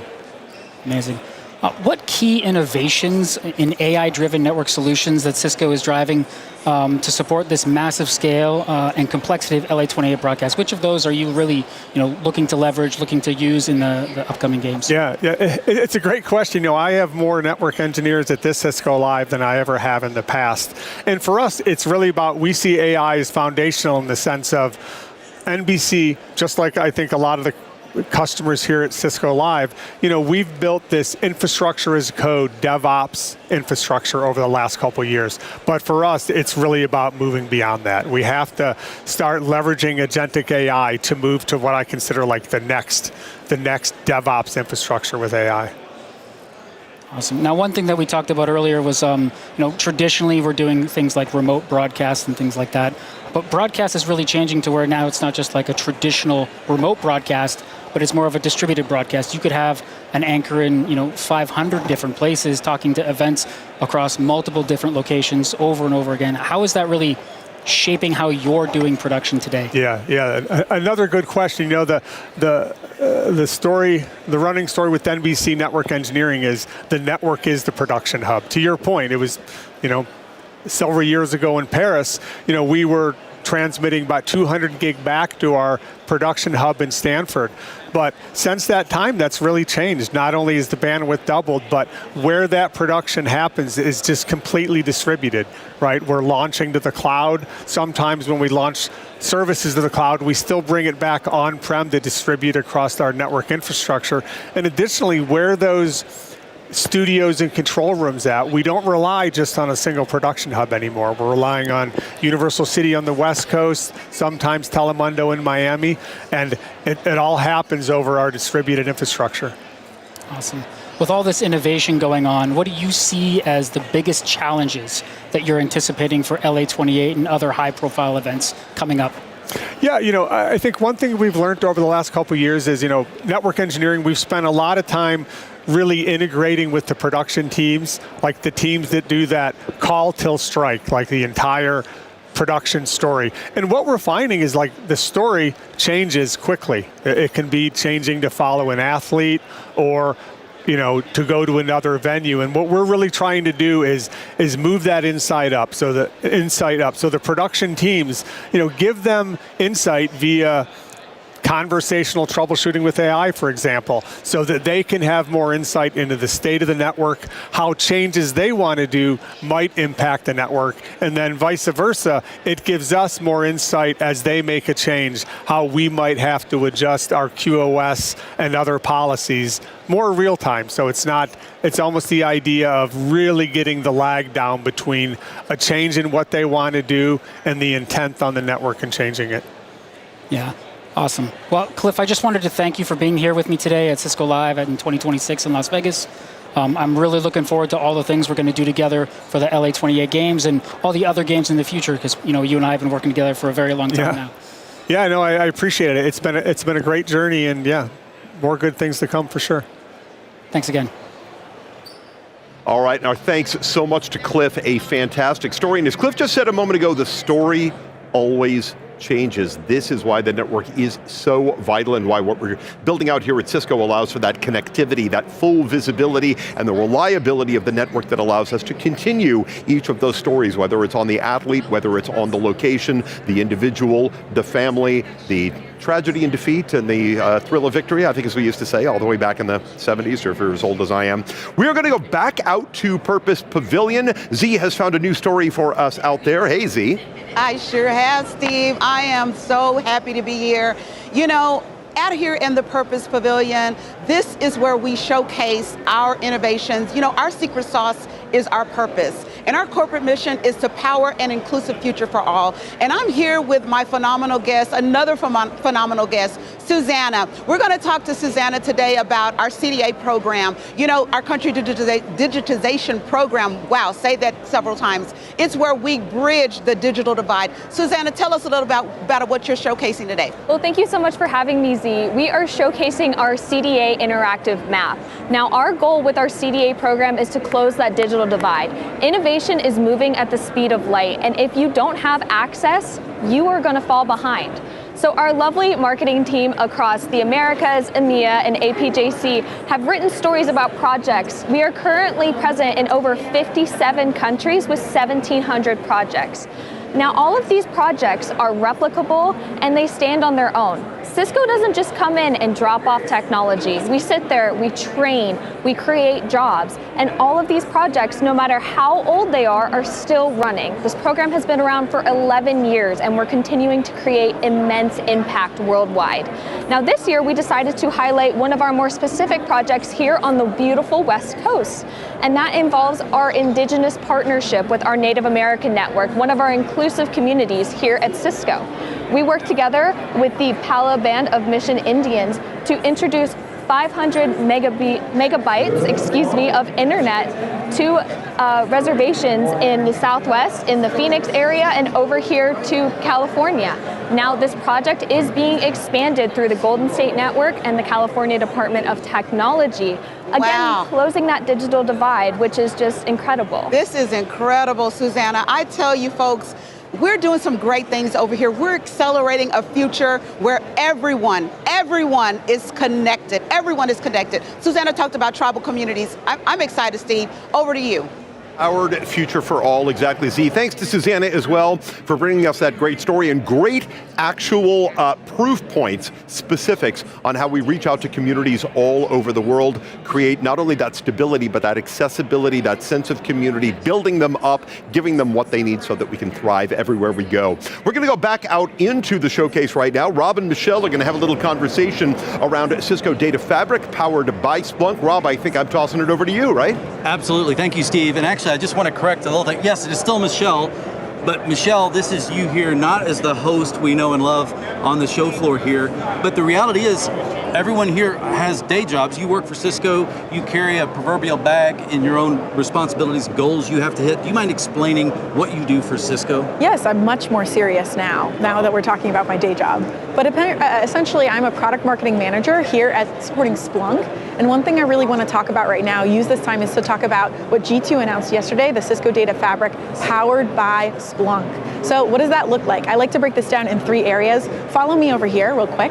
We have a couple panes. So we have the data pane, context pane, and action pane. But let me start out from the top. The Cisco Data Fabric powered by the Splunk platform is an architecture that unifies, combines, contextualizes, and activates your machine data.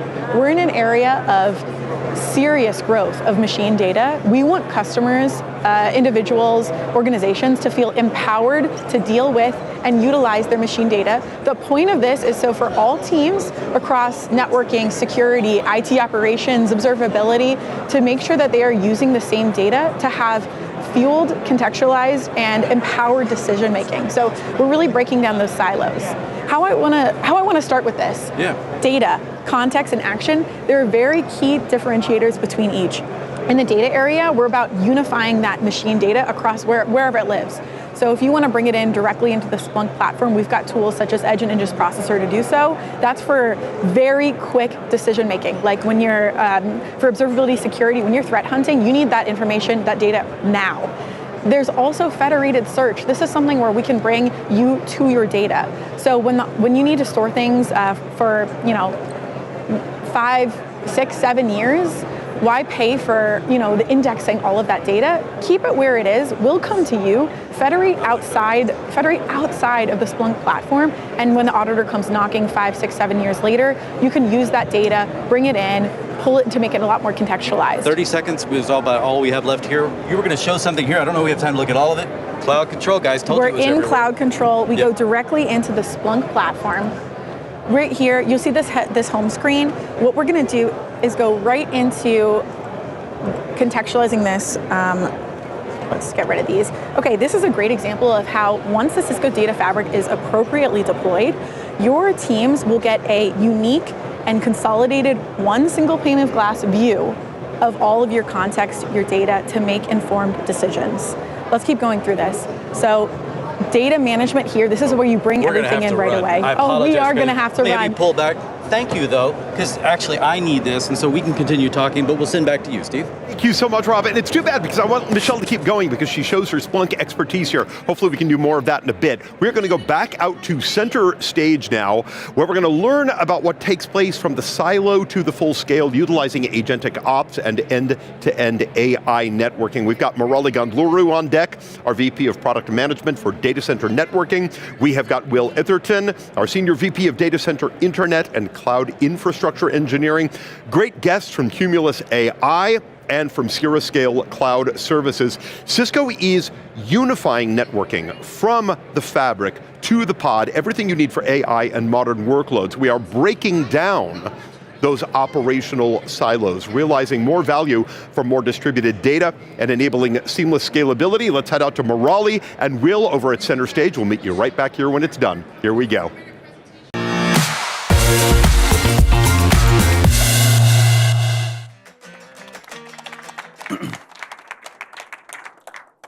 Hi, everybody. Thank you for making the time. I'm really excited to be talking about moving from silos to scale, end-to-end agentic ops and AI networking. With me, I have Will Itherton. You can't hear me? You've got to put it on, sorry. Okay, everybody has to put their headsets on, otherwise you're not going to hear me. Cool, thank you. So, I have with me, I'm really honored to be presenting along with Will Itherton, SVP of Network Engineering at Cisco. And together, over the course of the next 30 minutes, we're going to go talk about our innovations spanning AI, security, and agentic ops. So when we talk to our customers and partners, particularly over the course of the last few months, what we've noticed is that it's not just a buzzword anymore. AI and AI operations, infrastructure that goes underneath that is actually maturing fast. And we're seeing a lot of early success from outcomes out of those environments. So I think the big thing has been a year or two ago, everything was around training. It was very exclusively focused on hyperscalers. What we're really heading into is the inference stage. And so what does that change as far as what inference is going to mean, not only for the infrastructure, but how enterprises can leverage this technology. So with this progress, customers are still asking major questions. How do we scale the AI workloads effectively? Simplicity. How do we secure? That has been a big topic. And so security has been a big topic this week, hasn't it, Raleigh? I think every meeting I've been in, Glasswing has been in some fashions. Yeah, and the thing is, we actually have a way to put that into infrastructure and provide a way to bring this into our solutions, including on the network side. Bring it in, but then it's also how do you make that simplistic? And so I think that's some key things we wanted to hit here. And the key thing is to address this first and foremost.